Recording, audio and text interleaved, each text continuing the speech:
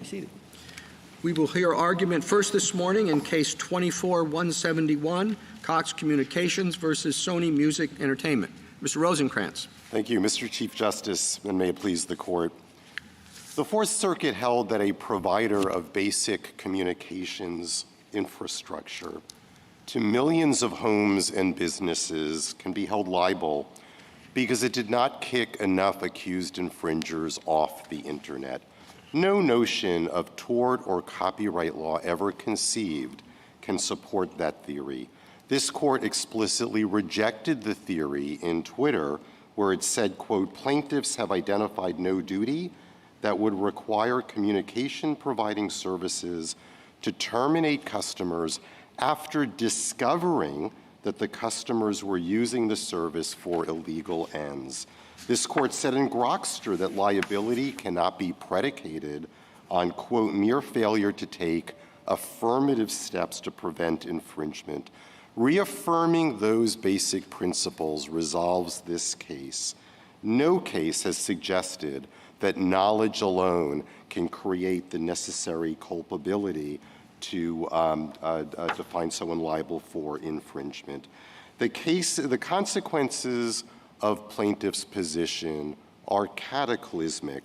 There is no surefire way for an ISP to avoid liability, and the only way it can is to cut off the Internet, not just for the accused infringer, but for anyone else who happens to use the same connection. That could be entire towns, universities, or hospitals. Turning Internet providers into Internet police for all torts perpetrated on the Internet will wreak havoc with the essential medium through which modern public engages in commerce and speech. This Court should reverse. I welcome the Court's questions. How far do you go with Twitter? We were dealing with a totally different matter in Twitter than we have here. Well, Your Honor, the question of how far one goes with Twitter, when you think about the different— In a sense, how does it apply here? So Twitter's held several things that are fully applicable here. The first is that contributory liability requires malfeasance with the purpose of fostering the bad act, that there's no liability for passive nonfeasance, and there's no liability for sales to the general public on the same terms regardless of any eventual use. Twitter is, we are an a fortiori case of Twitter. Twitter at least had those communications on its own server. They were visible to Twitter.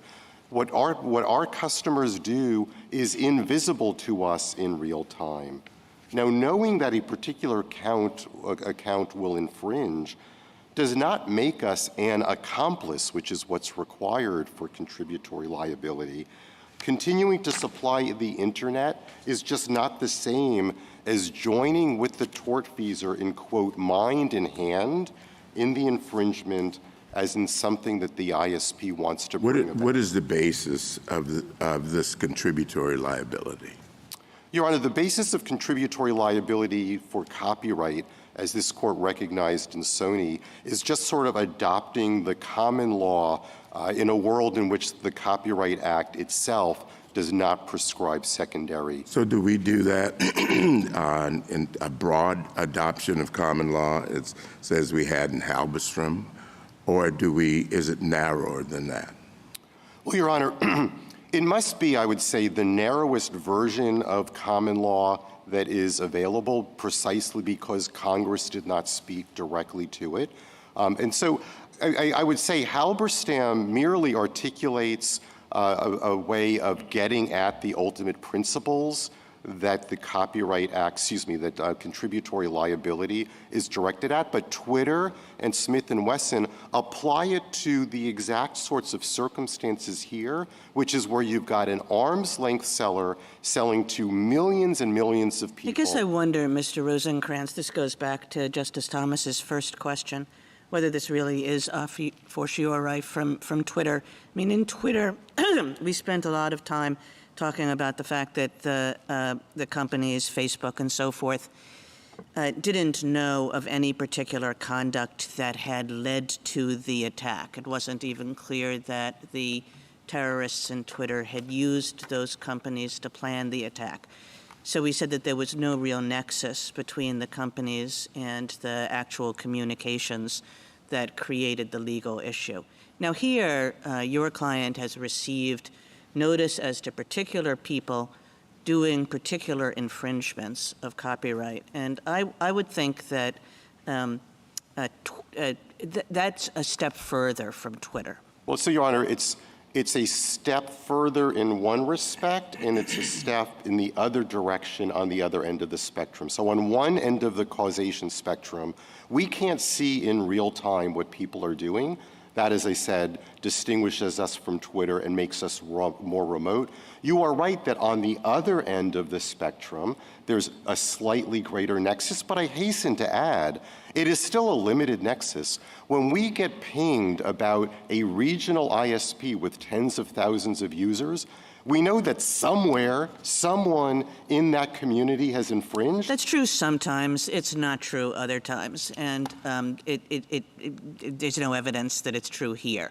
In other words, there are plenty of times where you're getting that there's a link to a specific individual, and you know who that individual is. You would not have to cut off anybody else, and you know that that individual has infringed. Your Honor, I beg to differ. There is literally not a single place in this record where a specific individual was identified. If you, let's take the smallest unit, a household, you still don't know who the individual is. I also beg to differ on the first half of what you said, Your Honor, that there's no evidence that what I've described has happened here. Page 11 of our opening brief gives you the nature of the highest recidivist infringers. They are 15 regional ISPs, 10 universities, 9 hotels, and so forth. Those are the entities that are most likely to be cut off first because those are the ones that accrue the greatest number of But you're going to the greatest degree. The safe harbor doesn't require you necessarily to terminate someone. But what I'm troubled by is that you got these reports, and it's about 1% of your customer base who's infringing.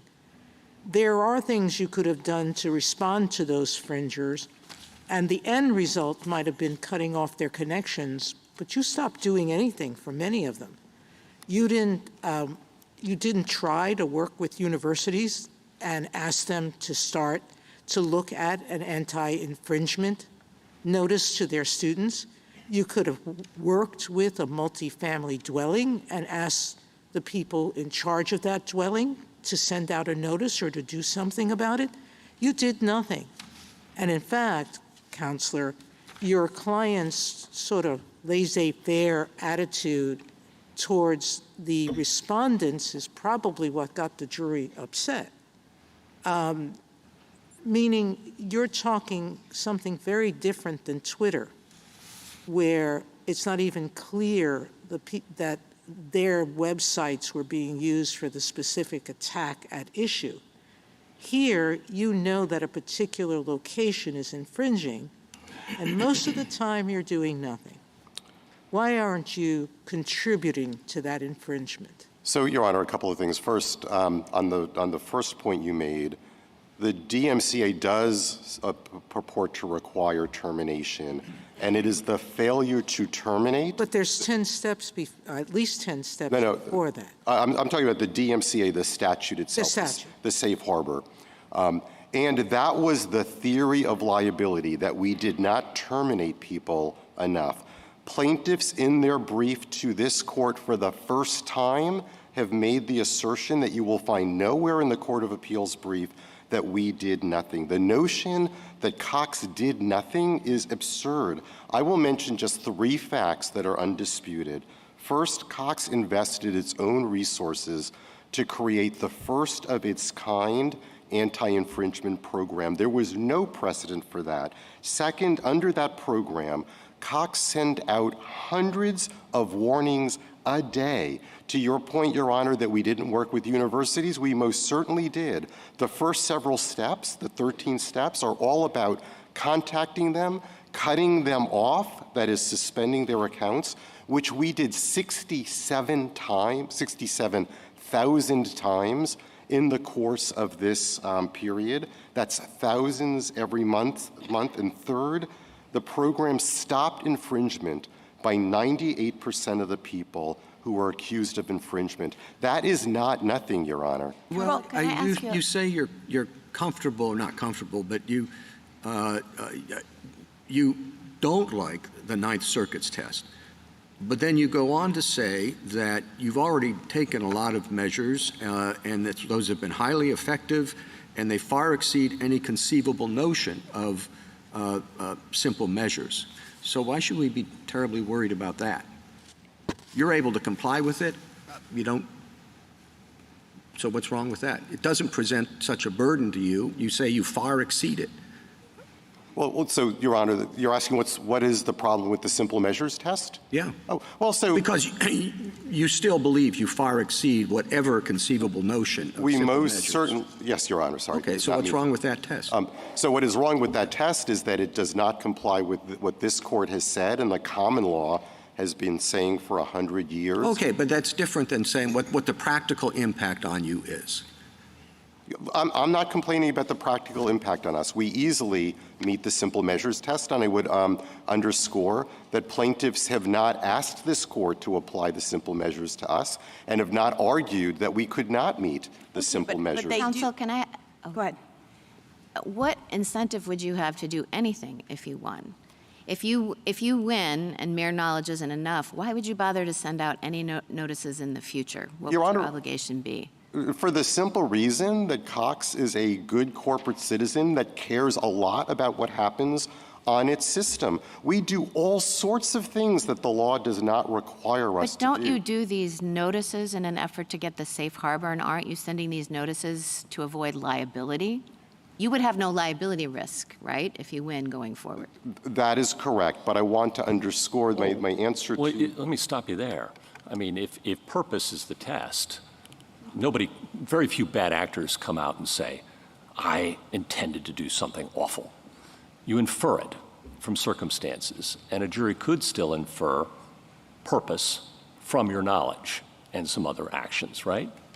So, but Your Honor, my answer is no, and I agree with you that the way one conducts this analysis is not to say, oh, purpose is the test. The way one conducts the analysis is to So you disagree with the government on that? No, I don't think the government is saying that purpose is the standard. That's exactly how I read its brief. Perhaps I'm missing something, and Mr. Malcolm can help me there. What the government and we both contend is that there are acts that can be, from which one can impute intent, and in the context of a seller, in particular a seller of communications technology, this court has held that unless it is a technology that is incapable of multiple uses, that is non-infringing uses, you don't infer intent from what is an equivalent. We don't have to go that far, though, to recognize that the jury instructions here were improper, do we? No, you don't have to go that far to recognize that both the jury instructions here and in particular the Ninth Circuit's holding that the instructions as applied to this set of facts could sustain liability. So let me ask you if I've got it right, okay? The narrowest version of your argument, perhaps not everything you want. That the statute doesn't mention secondary liability, so we should be cautious. And in fact, in Central Bank of Denver, we refused to infer secondary liability in a statute that had no explicit cause of action. But here we are, Sony did it, so okay. The narrowest version of that requires purpose. And we've said that many times, knowledge isn't enough. There are various ways one can infer purpose, such as through inducement or the fact that the thing you're selling doesn't have any other lawful use. There may be other ways to infer purpose, and the jury instructions here didn't contain purpose, just knowledge, so therefore reverse. Anything wrong with that syllogism? There's nothing wrong with the syllogism, just one quibble. We're not challenging the jury instructions. We're making a J-Mal argument. But yes, everything else you said, I completely agree with. That what the Fourth Circuit did was to say that continuing to provide internet service with the knowledge that someone on that account is likely to infringe again, that is the culpable act. And that is just absolutely not correct. This court rejected that exact theory in Twitter. I would remind the court to the questions asked earlier about whether Twitter goes that far. There was knowledge in Twitter of actual accounts. I understand it was not knowledge of specific acts of terrorism, but knowledge was very much a part of that case. So is it your view that selling internet services can never be culpable conduct? Is that the position that you're taking? Your Honor, the position we're taking is not that an ISP can never be culpable, but an ISP can be culpable only if it engages either in clear expression, such as inducement, or in affirmative acts that align itself. And the affirmative act can't be continuing to provide internet services to a known infringer. That is correct, because that is simply another way of packaging the All right, let me give you a hypothetical, and you tell me whether or not liability lies. Suppose I come to you and I want to buy your services. I tell you that I, as a customer, am addicted to infringing on the internet. I've been sued before. I know what I'm doing is illegal, but I just keep doing it. And not only that, Cox, based on where I live, is my only option. At my new house, it's the only way that I can get internet services. If Cox sells to me, knowing all of that, you still say no liability for secondary liability in that situation. That's correct, Your Honor. That's a difficult hypothetical that pushes the envelope. That's the point of the hypothetical. Understood. Let me just underscore. The facts you recited are facts that would make it totally plausible and, in fact, would invite the plaintiffs here to sue that infringer directly. They have recourse in a situation like that. Can I follow up? No. Sure. I just wanted to say, under those facts, would there be liability under common law, sort of general aiding and abetting principles? Wouldn't that be enough to sustain liability? No, Your Honor. The reason that it wouldn't be enough for Cox in this case is exactly the reason that it wouldn't be enough under the common law. The common law also requires a culpable act, not the equivocal act of selling to everyone on equal terms. Smith & Wesson says that, and Twitter says that too. That is an equivocal act that does not align oneself, that does not align the seller with the purpose of promoting infringement. Thank you, counsel. Justice Thomas, thank you. Justice Alito? You have competitors in providing internet services. Would you dispute the proposition that your client has a financial incentive not to become known as an internet service provider that is aggressive in terminating service for infringers? Your Honor, hypothetically, I can imagine that being true, but the facts of this case are 21% of traffic to the other ISPs was infringing. We were 2/3 of that. So the notion that we had a particularly impressive track record of reducing infringement did not deter us from, of reducing infringement, did not deter us from having a program that worked to the point of 98% success. Is there evidence in the record that you have a financial incentive not to terminate infringers? We have a financial incentive like any business does to keep our customers, but the Fourth Circuit found, and this was a basis for rejecting vicarious liability, that we did not have a financial incentive to increase infringement.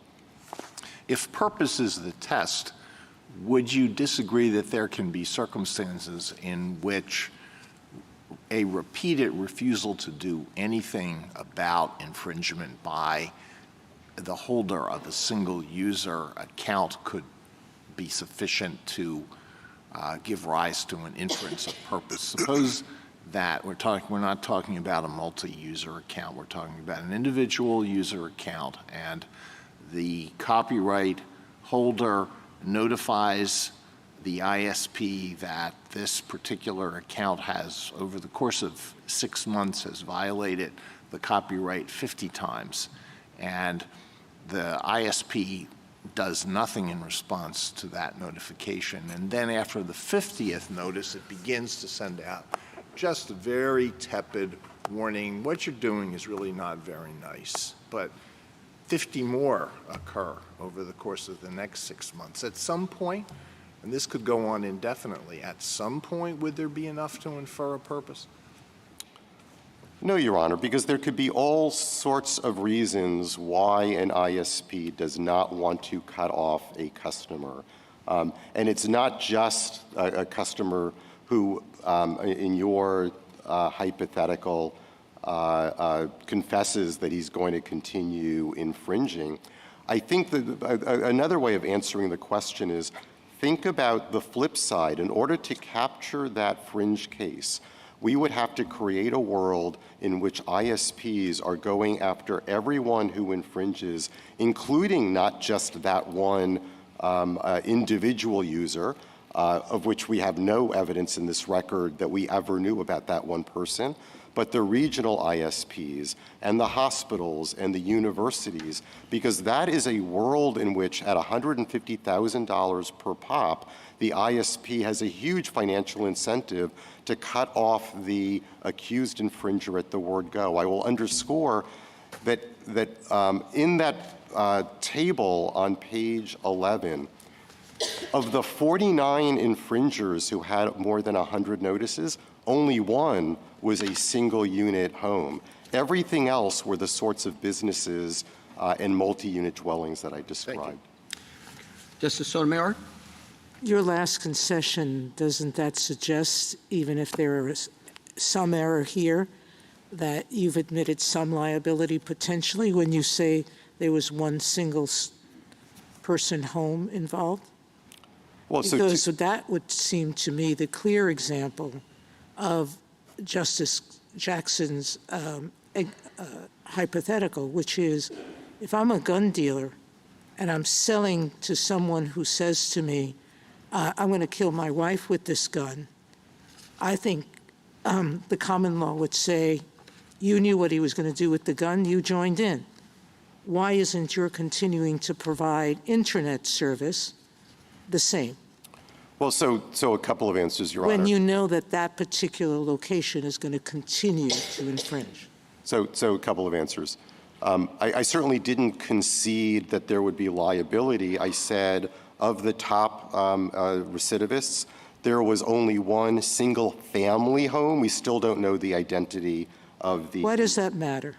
Excuse me? Meaning, if you know that a particular location and someone in it is committing a crime and you're supplying to that person and perhaps others, it doesn't matter what the others are doing, but you know some person in that home is infringing, why aren't you participating by giving them the tool to infringe? Well, because, Your Honor, that it needs to be an act that unequivocally demonstrates Why? a purpose. You're thinking of Betamax, but in Betamax, it was a piece of equipment where the seller had no continuing connection to the equipment. You sold the equipment, somebody could use it legitimately or not, you couldn't control them. But here, you have control over the instrument of infringement. Your Honor, I'm not just talking about the Sony case. Grokster reiterated the same point. Twitter, if the rule was that that the rule is different if there's an ongoing relationship, then Twitter would have come out differently. By the way, so direct sales underscores that point too, and that was 80 years ago. That is part of the— What it said was these people were selling something that they knew this doctor would be using illegally. He would be prescribing or not prescribing. He would be giving away drugs not in accordance with medical standards. No, Your So Honor. how is that different from this situation? This court explained in Smith & Wesson why it's different, and that was, and it said explicitly, it was not just that there was an ongoing relationship. Now, There were you can't win on Smith & Wesson because Smith & Wesson, the manufacturer sold to dealers, who in turn sold to individuals, to individual gun stores. But all right, thank you, counsel. Can I just answer the question, though? I'm not citing Smith & Wesson answer to your question. I'm citing Smith & Wesson for its analysis of direct sales. And what the court said in Smith & Wesson about direct sales was ongoing wasn't enough. It was the stimulation of further sales and treating that buyer differently from others. That was the key that created culpability. Justice Kagan? I take it that from your answers that it really doesn't matter whether Cox is a good corporate citizen. You know, there's a lot of talk in your brief and in Mr. Clement's brief. Is it a good corporate citizen? Is it a bad corporate citizen? But as I understand your argument, it could be the worst corporate citizen of all time, and still it doesn't matter that there would be no liability. Is that right?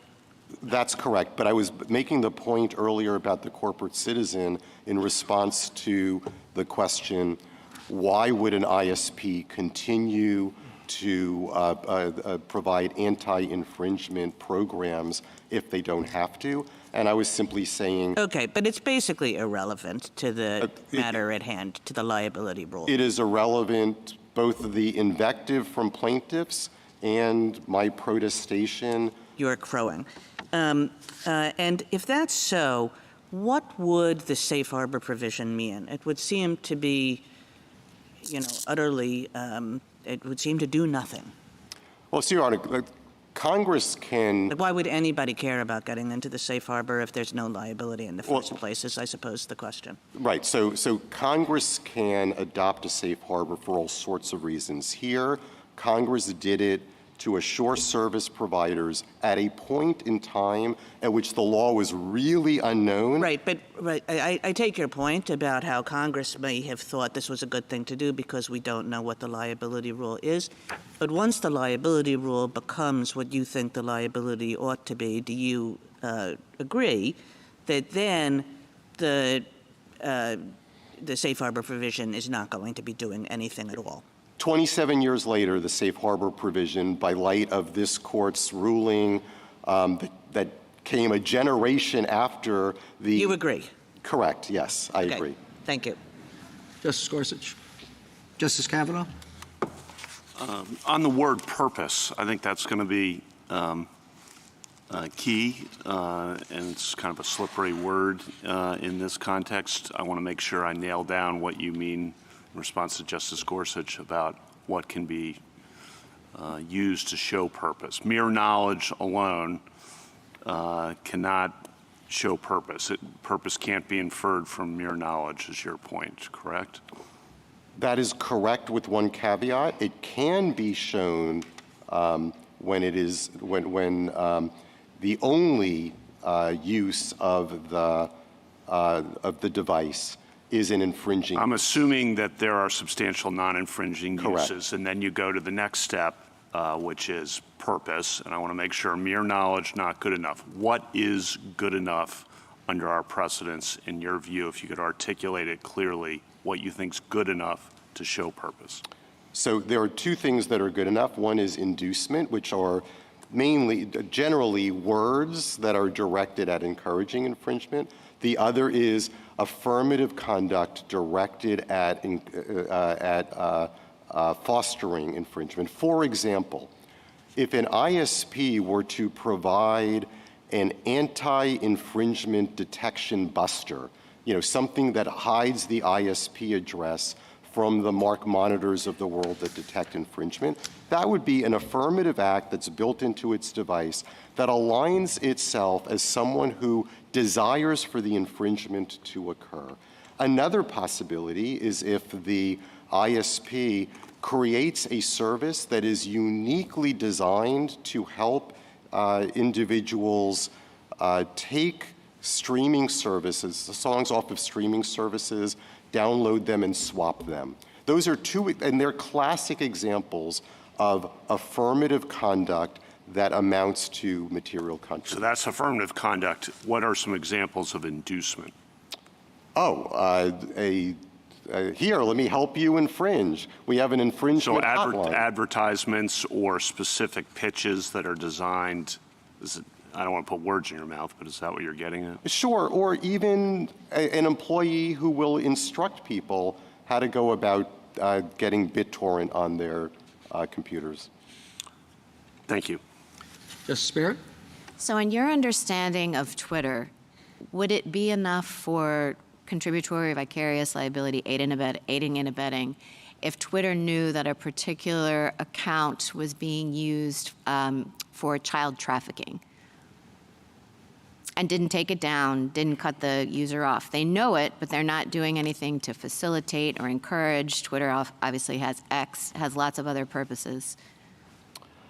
So I think that's a hard case. I don't know how Twitter would come out on that, but everything Twitter said about affirmative conduct and malfeasance versus nonfeasance, I would say would drive the conclusion the same way that Twitter ultimately drove it. Now, I can imagine this court someday carving out an exception for life and limb or imminent danger of physical harm. But your basic answer is that, based on your understanding of Twitter, unless we carved out that kind of exception, your theory of aiding and abetting liability anyway is that there would not be liability. That's correct. I mean, this court said in Twitter what I said right at the outset of my argument, that plaintiffs have identified no duty that would require communication providing services to terminate customers, terminate them, after discovering that the customers were using the service for illicit ends. I'm just reading what this court said in Twitter. Well, Justice Kagan is right that in Twitter and in Smith & Wesson, it was a bit more attenuated. You're putting it out in commerce, but the knowledge link was not as strong as in the hypothetical I gave you or in the hypothetical that Justice Jackson gave you. Do you understand aiding and abetting liability to be coextensive with the kind of contributory infringement liability we're talking about here? In other words, is anything that we say here, if we adopt your theory here, is that necessarily going to carry over to the aiding and abetting context? I would think so, Your Honor. This court has always treated those two lines of cases interchangeably. When this court asks what the common law is of copyright contributory liability, it is looking to, back to Clement, accomplice liability. So what this court says here will apply to other contexts, except if there's a statute that changes the common law, and vice versa. What this court said in Twitter and in Smith & Wesson should apply with full force to this version of common law liability. Last question, and this is a record-based question, just so that I can be clear on how this works. So this department that sends the notices, the one that Paranoid Panda, the employee, was concerned about, is it dedicated entirely to copyright infringement, or is it also detecting accounts and taking them down either because of failure to pay or other kinds of things? So, Your Honor, it's called the abuse team, and so it tracks all sorts of abuses. It got 5.7 million notices in the particular period. It was reacting not just to copyright, but to the point I was beginning to make earlier. It reacts to phishing. It reacts to fraud claims. It reacts to hacking, none of which there is a legal duty to act. Justice Jackson? So I guess I'm not sure I understood your answer to Justice Barrett's question about the coextensive nature of aiding and abetting liability and the kind of liability we're talking about here, because I understood you to be rejecting material contribution, and I thought material contribution was a form of aiding and abetting liability. So maybe I'm confused. Are you rejecting the material contribution theory? No, absolutely not, Your Honor. We embrace the full breadth of contributory liability that includes inducement and includes material contribution. And I gave Justice Kavanaugh a few examples of how material contribution works in your how it would work in the ISP context. I'll hasten to add, though, The fact that there are not a lot of examples is a function of plaintiffs' decision to sue the one technology that is least likely to fit a fact pattern of material contribution. That's only if you define it as being only Grokster or Sony. In other words, it depends on how you define material contribution, and I take your definition to be narrower than what I think respondents will say. Oh, it's definitely narrower than what the respondents will say, because respondents have never purported to identify an affirmative act to foster infringement. Their argument is knowledge alone is what satisfies. And your argument is knowledge plus providing the service, internet service, is not an affirmative act. Do I have that right? That is correct. We are providing the internet service and declining to terminate. That's what we were held to individual customers or ISP addresses, which makes it, some would say, different than Twitter, because Twitter was just, they were putting up a platform that people were using. But you've got contracts with individual people that you're providing internet service to, correct? So contracts, yes, but there was an ongoing relationship in Twitter with all of the customers. But I mean known in ways that you can isolate the ISP address and the places where the infringement is coming from. We know the IP address. If it's a regional ISP, there are 10,000 possible homes or businesses who could be infringing. And as I was saying earlier, that's the first that will have to get cut off under this liability scheme. All right, well, let me ask you, just in copyright law in general, my understanding is that Congress's goals are key. And I appreciate your view, and it's true that Congress hasn't provided statutory liability. But I do think, based on the statute that we have here, Congress understood that common law liability could arise. And so what concerns me a bit is your encouraging us to adopt a common law rule that would essentially eliminate liability in this situation. I guess I'm coming at this by looking, as several of my colleagues have pointed to, the safe harbor.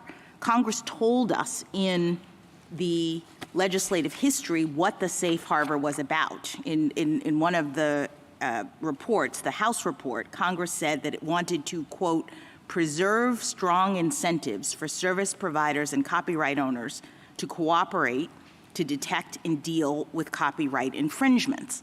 And so even though there isn't secondary liability in the statute, it appears as though Congress sought to use the liability risk that exists in the common law to incentivize this cooperation.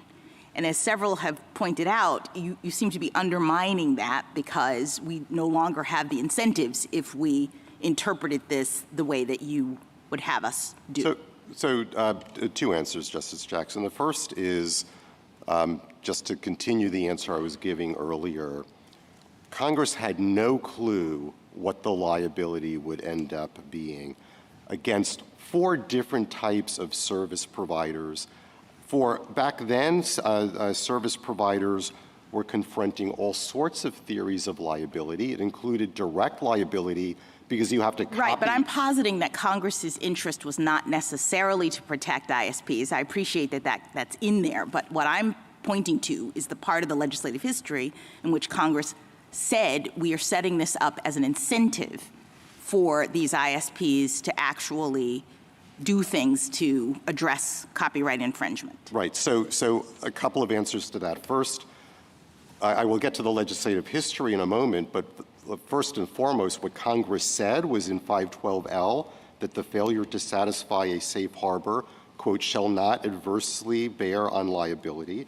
And it punctuated this point in the Senate report. It was, quote, leaving current law in its evolving state because it had no idea and most certainly couldn't agree upon. Correct. And the evolving state allowed for liability under certain circumstances. So if we now interpret this to not allow for liability, I'm a little worried we're undermining Congress's intent. Your Honor, Congress had no idea what the liability would allow. There was no case at that point providing for liability for ISPs, that is holding them liable Ultimately, I will also underscore there was no such thing as a conduit ISP. That was a creature of 512A.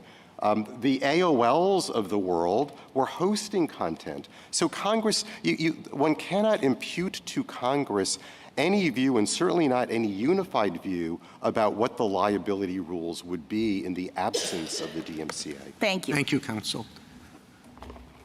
Mr. Stewart?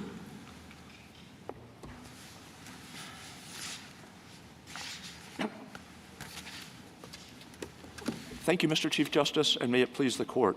In Grokster, this Court held that one who distributes a device with the object of promoting its use to infringe copyright can be held liable for its user's infringement. In Twitter and Smith & Wesson, the Court emphasized that to be liable for aiding and abetting, a person must participate in the primary violation as in something that he wishes to bring about and seek by his action to make it succeed. Thus, both in copyright law and more generally, this form of secondary liability is reserved for persons who act for the purpose of facilitating violations of law. Because Cox simply provided the same generic Internet services to infringers and non-infringers alike, there is no basis for inferring such a purpose here. I welcome the Court's questions. Mr. Stewart, in Sony, Justice Stevens was clear that there was no secondary liability provision in the copyright law. And he relied on the existence of secondary liability in the patent statute and borrowed from that for his argument that there would be secondary liability in copyright. How much should we borrow from either patent law or from common law with respect to in developing our secondary liability jurisprudence under copyright? I think probably the first place you would look is general principles of aiding and abetting law, which are common law principles. But if the Court thinks maybe intellectual property cases are different, it could look to Congress's codification of secondary liability principles in the Patent Act. And it's very clear that in patent cases, the Patent Act doesn't provide for secondary liability in circumstances like these. In the Patent Act in 35 U.S.C. 271B says, whoever actively induces infringement of a patent is liable. And Section 271C says anyone who sells a device that is specially suited to patent infringement, not capable of substantial non-infringing uses, with knowledge of its special character, is liable. There's nothing in the Patent Act that says if you sell a multi-use device to a person that you know is going to use it for infringement, you can be liable on that basis. So I think it would be unusual to adopt a special rule of copyright law and ignore the rule of patent law that Congress has actually adopted in the U.S. Code. Do you read patent law then to be the same as the common law of aiding and abetting? I think, yes. I mean, I think the patent law, as it's currently codified, incorporates the two bases for secondary liability that the Court adopted in Grokster and Sony as principles of copyright law. That is, in Grokster it said the law that one who induces infringement can be held liable was a common law principle before it was codified in 1952, and we adopted here as a principle of copyright law. Similarly, in Sony said we adopt the staple article of commerce doctrine from patent law as a principle of copyright law, that ordinarily if you sell a staple article of commerce, one capable of both infringing and non-infringing uses, you won't be liable for the misuse made by individual customers. And I'm sorry? Go ahead. I was going to say, to follow up on Twitter, the two things that we think, we agree that the suit in Twitter had problems that in addition to the ones that we're noting here. That is, even if the platforms in Twitter had highlighted content celebrating ISIS, they could have been liable for aiding and abetting a particular attack only if a causal connection could be shown between those videos and the attack, and there was no such proof.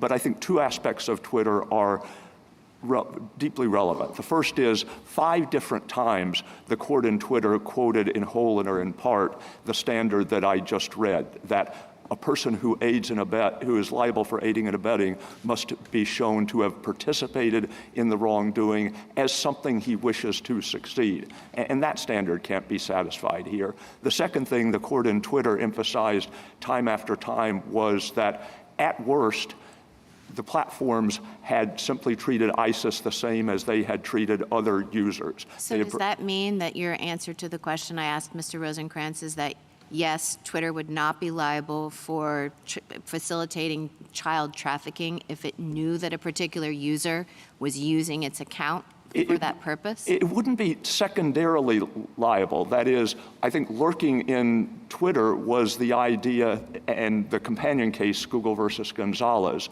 was the idea that perhaps a platform like YouTube or Twitter, a platform on which potentially infringing or otherwise unlawful content actually appears, the platform could be held directly liable on the theory that it was speaking the words as well as assisting the third-party content provider in doing so. And this is a little far down in the weeds, but in the Communications Decency Act of 1996, 230C1 said generally that platforms that host third-party content will not be treated as the publisher or speaker of that third-party content. But for purposes of aiding and abetting, your answer is the same. For purposes of aiding and abetting, the answer is the same. And obviously, direct copyright infringement is a strict liability offense. That is, if you think of the platform as the person who's actually speaking or publicly performing the infringing video, then it doesn't matter whether the platform wants to infringe. It can be held liable on that basis. But because Cox just provides the infrastructure, there's no plausible theory of direct liability. Mr. Stewart, I see our discussion revolving around the following dispute. Okay, purpose is the standard. We'll accept that for now. And under patent law, you say there are 2 and only 2 ways you can infer that intent from knowledge: inducement and specially equipped things that can only predominantly be used for infringing purposes. Right. Is that right? Yes. Okay. Well, at common law, there were no such limitations in terms of those 2 buckets, right? You could infer purpose from a wide variety of things. Are you asking us not to go there? I think you can still do that with respect to what I would call targeted assistance. That is, if you are providing assistance to a particular person and you're not providing it to anyone else, and you know that person is using that assistance to commit a violation that kind of of law. falls into the second bucket under patent law, in my mind. You know, creating or doing something that's only going to infringe. Yes, But yes, what I'm asking is, okay, under patent law, you're saying those are the exclusive ways you can infer intent from knowledge. Those are the only ones that are codified in the patent. Okay, and one could make an argument, because this is an implied cause of action, we should be cautious and we shouldn't go further than patent law. And I understand that argument. Right. But if in common law, there were no such 2 buckets. There were many ways you can infer purpose from knowledge and other acts. So are you asking us not to go there because it's an implied cause of action? Or one might say you could reverse the Fourth Circuit simply for failing to apply the purpose test and go back and do it again, your JMOL analysis, with the correct mens rea. We're not asking the court to disturb the existing body of copyright law except with respect to ISPs. That is, in Sony, the court noted with seeming approval that there were various lower court cases involving things like dance halls where people were held secondarily liable. So if I can just summarize it, I'm sorry to interrupt, but so you're saying at least for ISPs we should go no further than patent law? Yes, and particularly with what I would regard as kind of at the opposite extreme from non-targeted assistance. That is, in cases like Grokster and Twitter, and in this case, we're looking at a pretty narrow subset of aiding and abetting. We're asking, when can a person who provides a good or service to the general public be liable for misuse of that good or service by some member of the public? Last question then. Why shouldn't we just say, as we might, that the common law required purpose, the Fourth Circuit analyzed it under knowledge being sufficient, reverse, go back, and do your JMOL analysis again? I think you could absolutely do that. And the flaw in the Court of Appeals decision was that it acknowledged the purpose language, but it said, we typically infer a purpose to cause a particular event from knowledge that the event is substantially certain to occur. And I think there are bodies of law where we care more about knowledge than purpose or objective, but there are others where we don't. And for instance, in equal protection jurisprudence, there's a fundamental difference between a state doing something because it will produce a racially disparate impact and doing something for race-neutral reasons, even though it will produce a racially disparate impact. Thank you, Counsel. Justice Thomas? Justice? Are you worried that our holding, going back to Justice Barrett's earlier question of Mr. Rosenkranz, aren't you worried that a ruling by us, as broad as you're stating it, would be a disincentive for ISP providers to provide any aid to copyright holders? Why would they bother? I mean, I've never heard of prosecutors ever relying on good citizenship concepts. I agree with that, and the ISPs might not bother. I would push back a little bit against the assumption that good corporate citizenship would necessarily mean terminating repeat infringers. Imagine a case in which a person, the individual, was sued as a direct infringer, and a jury found that on multiple occasions this person had used the internet to commit direct infringement. Clearly, the court could award damages, and under the Copyright Act, the court would have authority to fashion an injunction that was reasonably designed to prevent further infringement. But could the district court enjoin the person from ever using the internet again? I don't think so. I think the general rule that equitable relief is supposed to be tailored to the wrongdoing. I don't think you're answering my question. What is left for any inducement for ISPs to, in good faith, try to control infringement? I would agree that not much economic incentive would be left. I'm simply questioning whether that's a bad thing. That is, if we don't think a district court could enjoin a repeat infringer from, again, using the internet. Well, I'm not thinking you are, but I think Congress was thinking that there had to be some inducement, and that's why they provided the safe harbor. They provided the safe harbor, but they also provided kind of the takedown notice provisions of the DMCA. And no notices like the ones that were sent here are contemplated by the DMCA. The DMCA does contemplate notices in which different kinds of internet company may be informed there are particular infringing works on your platform, and we want you to take those down. And if the internet companies do that, the result is a much more targeted approach. It's that you get rid of the infringing materials, but the rest of the platform remains intact and people can use it. The approach of terminating all access to the internet based on infringement, it seems extremely overbroad, given the centrality of the internet to modern life and given the First Amendment. Justice Kagan? Justice Gorsuch? Justice Kavanaugh? In your brief, you want us to go further than what Justice Gorsuch suggested. As I understood his question to you, it was, should we just say mere knowledge is not enough to show purpose, and you said, and send it back, and you said that could be okay, but obviously in your brief you wanted us to go further in that and spell out what could show purpose. So what's the advantage of going further versus saying less? Well, the advantage, I guess, is the same one that the court perceived in Twitter, whereas the court held that the case should have been dismissed on the pleadings. And the idea was a suit in which all you could show was that the defendant had provided kind of generic services to the general public and that some people had misused it and the defendant had failed to make that stop. That wasn't enough even to get past 12b-6. And so I think there would be an advantage to making clear that in the future, not only should the ISPs win at the end of the day, but they shouldn't be subject to the burdens of litigation if that's all you have. When I asked Mr. Rosenkranz to spell out what could be done to show purpose, do you agree with his answer on that?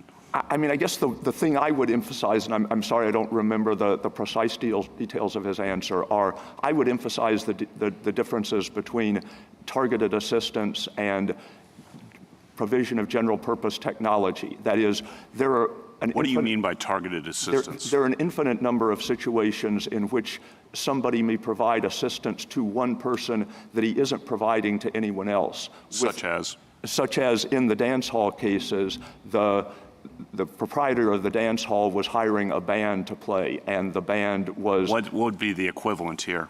I mean, I don't think there would be an ISP equivalent unless, as Mr. Rosenkranz suggested, the Cox provided some special service that would only be useful for infringers. In that case, you could say that this is targeted at infringement. The point about the targeting is often when you do something for one person that you don't do for anyone else, and you know that person will use the assistance to commit a legal violation, it's reasonable to infer that's why you provided the assistance. But when you are providing internet service to every member of the public who will pay the fee, infringers and non-infringers alike, there's no basis for that inference. On the patent law analogy, Mr. Clement in his brief relies heavily on the Henry case from 1912 and says that it shows that selling a good with the expectation that it would be used to infringe supports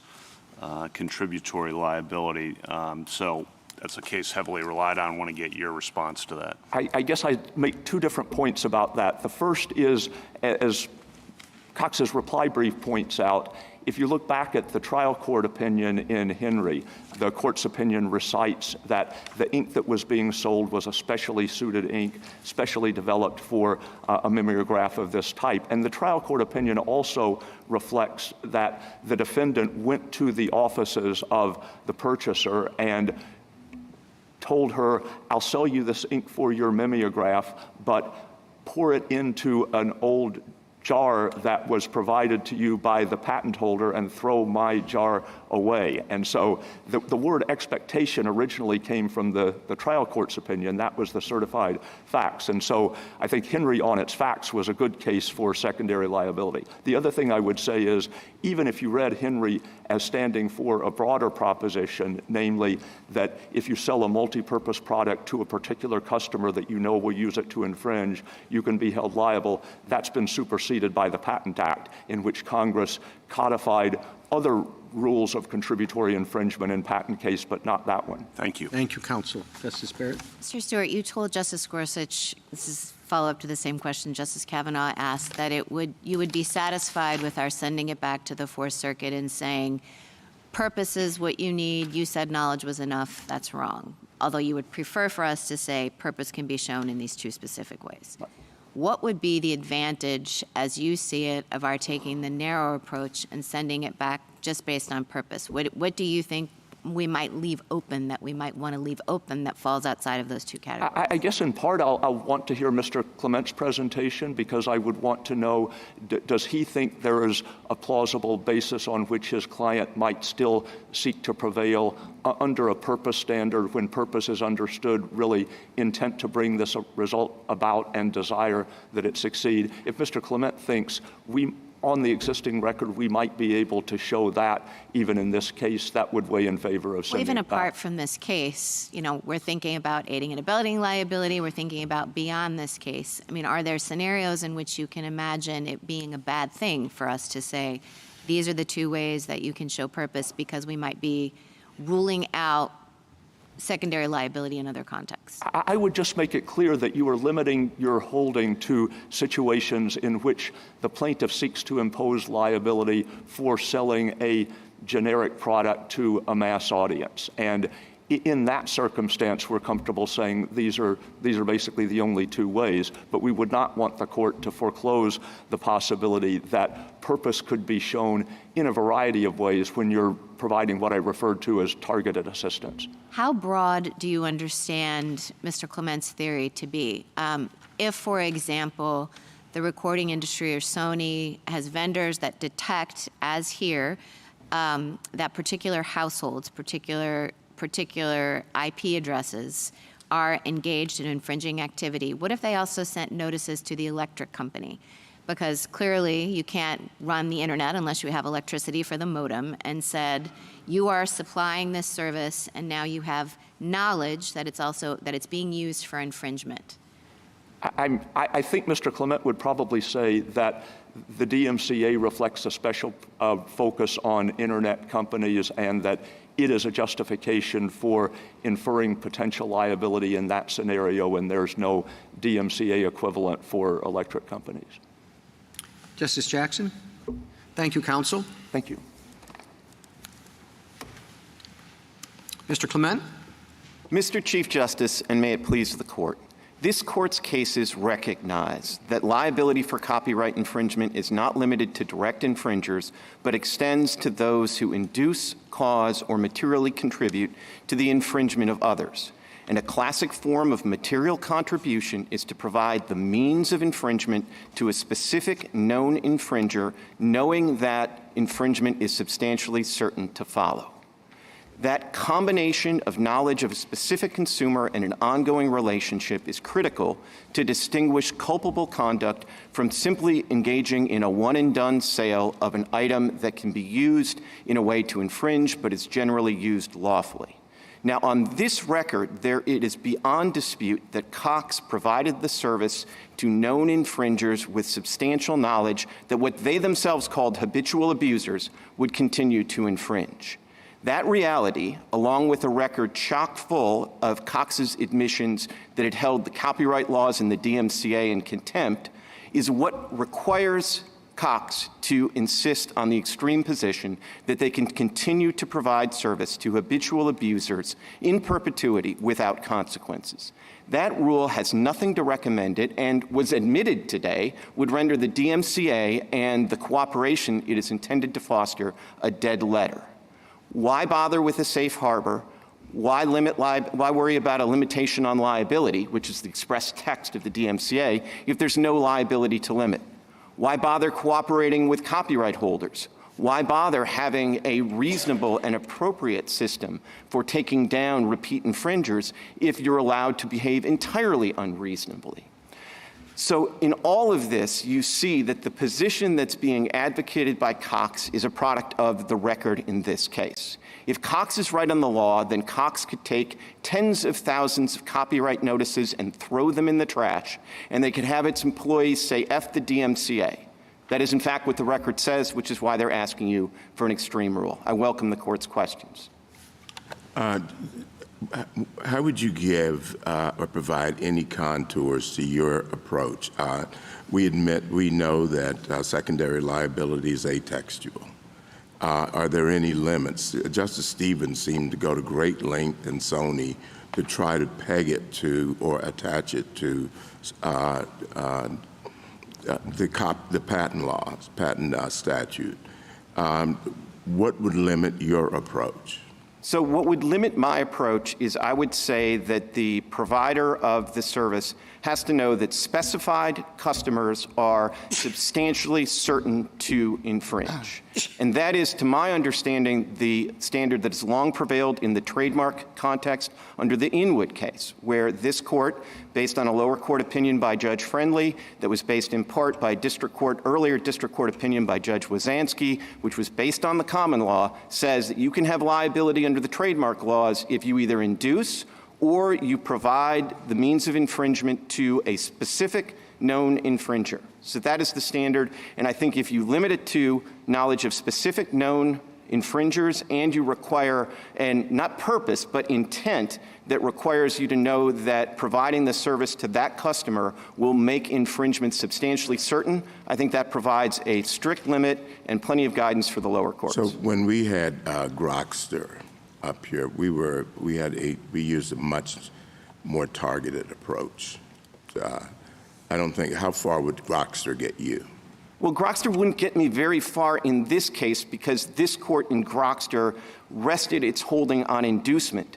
But if you look at the briefs in Grokster, if you look at the oral argument and what the lawyer for Grokster himself told this court, that was all because— That wasn't you, was it? It was not. It was Mr. Toronto, who's a fine federal judge now. And what Mr. Toronto told this court was that the norm of contributory liability was actually material contribution.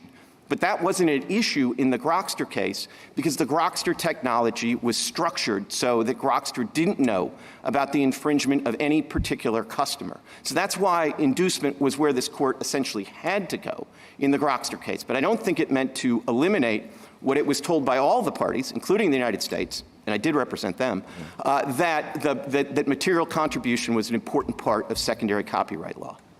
Mr. Clement, can I just clarify your standard? Because I'm trying to understand, does it have purpose or what I would call intent in it or not? Yes, it has intent. And how so? You have to show, that's where the substantially certain comes. You have to know that the person you're providing the service to is substantially certain to infringe. But that's just knowledge of what the person is going to do. If we listen carefully to the Solicitor General's representative here, it's more like you have to want that thing to occur. So what I'm offering you is not just knowledge. It is intent, and it is intent under the common law. And if you look at the restatement that was the governing restatement at the time that both the 76 Act was passed and the DMCA was passed, it's Section 8A of the Restatement Second of Torts. And it's using the definition of intent for purposes of intentional tort. And all these aiding and abetting torts of common law are intentional torts. And it says there's two ways to show intent. One is what you would think of as purpose, that you actually have the design of carrying out the primary wrongdoer's purpose. But the second thing, and is equally qualifies and is equally intent, is when you provide or do an act knowing that certain results are substantially certain. Under the common law, you are charged with intent. That might be under the common law, but I would think that if you are to read Twitter and then to read Smith & Wesson, which basically was all derived from Twitter, what those two decisions are saying is that that's not the standard we're using for aiding and abetting liability. And I would say, if you read those cases, and there are distinctions in the facts of those cases, but there are three big principles that come out. One is, Mr. Stewart said 5 times, Twitter said, seek by your action to make it occur, like want to do it, want to have this happen. Smith & Wesson probably adds a couple more times to that. So that's one. The second is this real distinction between nonfeasance and misfeasance. If all you do is say we're not doing anything, that does not suffice. And the third is this distinction between treating the customer just like you treat everybody else on the one hand, and on the other hand, providing special assistance. And if you look at those three things, you fail on all of them. And that is because those three things are kind of inconsistent with the intent standard that you just laid out. Well, they would also be inconsistent with Halberstam. Halberstam does not have a purposeful intent. In fact, if you look at the 3 factors of Halberstam, which I think Congress at least took to be the Platonic statement of the common law, it talks about knowledge. It doesn't talk about purpose at all. And of course, it would have to. Linda Hamilton didn't have the purpose of killing Halberstam. She probably didn't even have the specific purpose of facilitating the sort of night ventures out by her live-in sort of paramour. So what counts at the common law and is always counted at the common law is intent, and intent can be showed either by purpose and design, and so I'm sure that the Smith & Wesson decision was carefully worded to capture that aspect of it, but I don't think there was any occasion there to jettison essentially half of the common law standard, which is this intent where you are charged with the sort of those consequences that are substantially certain to follow from your actions. I would certainly hope not. Now, go ahead.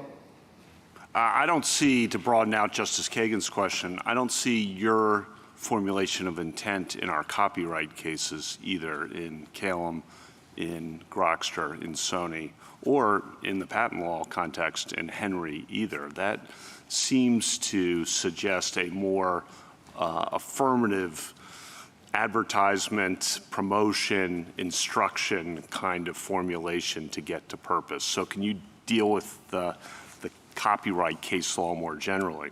I'd be delighted to. And the copyright law, if you go all the way back to the Harper case in 1886, has this notion of material contribution. And material contribution is an absolute critical aspect of copyright secondary liabilities as it's developed over the years. And I think it's important to understand that, yeah, you're right.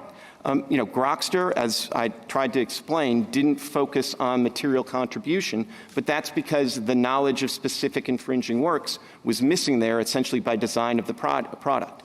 Now, Sony, I think, actually does talk a fair amount about material contribution. And what it talks about is it says a couple of things. In the text around footnote 18, it makes clear that one of the things that made that body of case law inapplicable, and it talks about the dance hall cases and a whole bunch of common law cases, those aren't applicable there because there's no ongoing relationship. And it's and so in that context where it's a one and done sale, then you really are forced to rely on the patent context of a staple article of commerce that you just launch in and you have no way of ascertaining any knowledge. I think, though, it's very telling that in footnote 19, Justice Stevens refers to the trademark law. Now, he says the trademark law is not as apposite there as the patent law, but that's because trademark law is actually narrower in most respects. But he specifically cites this court's decision in Inwood Labs. And Inwood Labs could not be clearer that the standard is inducement or material contribution as defined exactly as I'm defining it, which is to provide the means of infringement to a customer you know is going to use it to infringe. And I'll give you substantially certain on top of that. Mr. Clement, the United States tells us that the decision of the Fourth Circuit, in your opinion, your position, would threaten universal Internet access and emphasizes the problems that are encountered when that decision and your position are applied to a university account shared by thousands of students, maybe 50,000 students and tens of thousands of staff members, or a regional ISP. And I really don't see how your position works in that context, but maybe you can explain how it could. So I think the way that my position works most readily is that the safe harbor, I think, provides plenty of room for ISPs to handle things like multi-user accounts, fraternities, and the like differently, and you can have a different policy under those. The way this case was litigated below, my friends on the other side, I mean, that chart on page 11, that was a demonstrative, that wasn't even introduced into evidence. They didn't make a big pitch that, like, our liability should be limited to just those customers. Part of the reason is because what the record does reflect in things that are in evidence, trial transcript pages 810 to 811 shows that 95% of the customers covered by the 57,000 sort of customers that are part of the universe that makes up the 10,000 infringement, 95% of those are residential customers. Only 5% are business customers. So I think there's a reason they didn't try to limit their liability to the 5%. And they took a position that was essentially we stand or fall together. Well, what is an ISP supposed to do with a university account that has, let's say, 70,000 users? What is the university supposed to do, in your view? The university is supposed to, under those circumstances, the ISP is supposed to sort of have a conversation with the university. Now, the ISP's policy to the university says you can't use this service or allow your service to be used for copyright infringement. So that's all right. The ISP tells the university, look, a lot of your 50,000 students are infringing my copyright. Do something about it. Now, the university then has to try to determine which particular students are engaging in this activity. And let's assume it can even do that. And so then it knocks out 1,000 students. And then another 1,000 students are going to pop up doing the same thing. I just don't see how it's workable at all. Well, look, I'm not sure that this record certainly doesn't support the notion that there are universities that have sort of undifferentiated service to 70,000 students or whatever the hypo is. I don't actually think that's how it works in practice. How does it work in practice? Well, the way it works in practice is with, let's say, let me take something that I know a little bit better, like a hotel. And so, like, a hotel has lots of guests. So the hotel is provided internet service, and the hotel then can do things starting with terms of use, but a lot of hotels actually don't provide their guests, at least in a normal way, don't provide their guests with services at a speed that are sufficient to do peer-to-peer downloading, precisely because they don't want to be in the position of having guests that are staying there largely so they can sort of upload and download copyrighted works. And if a particular hotel wants to be, you know, think that's what a university should do?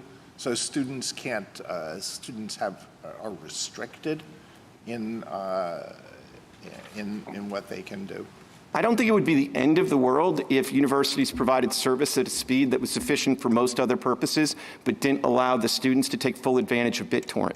I could live in that world. But in all events, this isn't a case that's just about universities. We've never sued the universities. We've sued Cox, we've sued Grande, and I think it's worth, in thinking about the consequences of this case, I think it's worth taking a quick look at the brief in opposition in the Grande case, which is being held for this case, because that's a case where the ISP did exactly what my friend's position would incentivize, which is they did nothing with the notices. It seems like you're asking us to rely on your good corporate citizenship, too, that you wouldn't go after the university or the hospital or that sort of thing. I mean, if we decide the case in your favor, you could.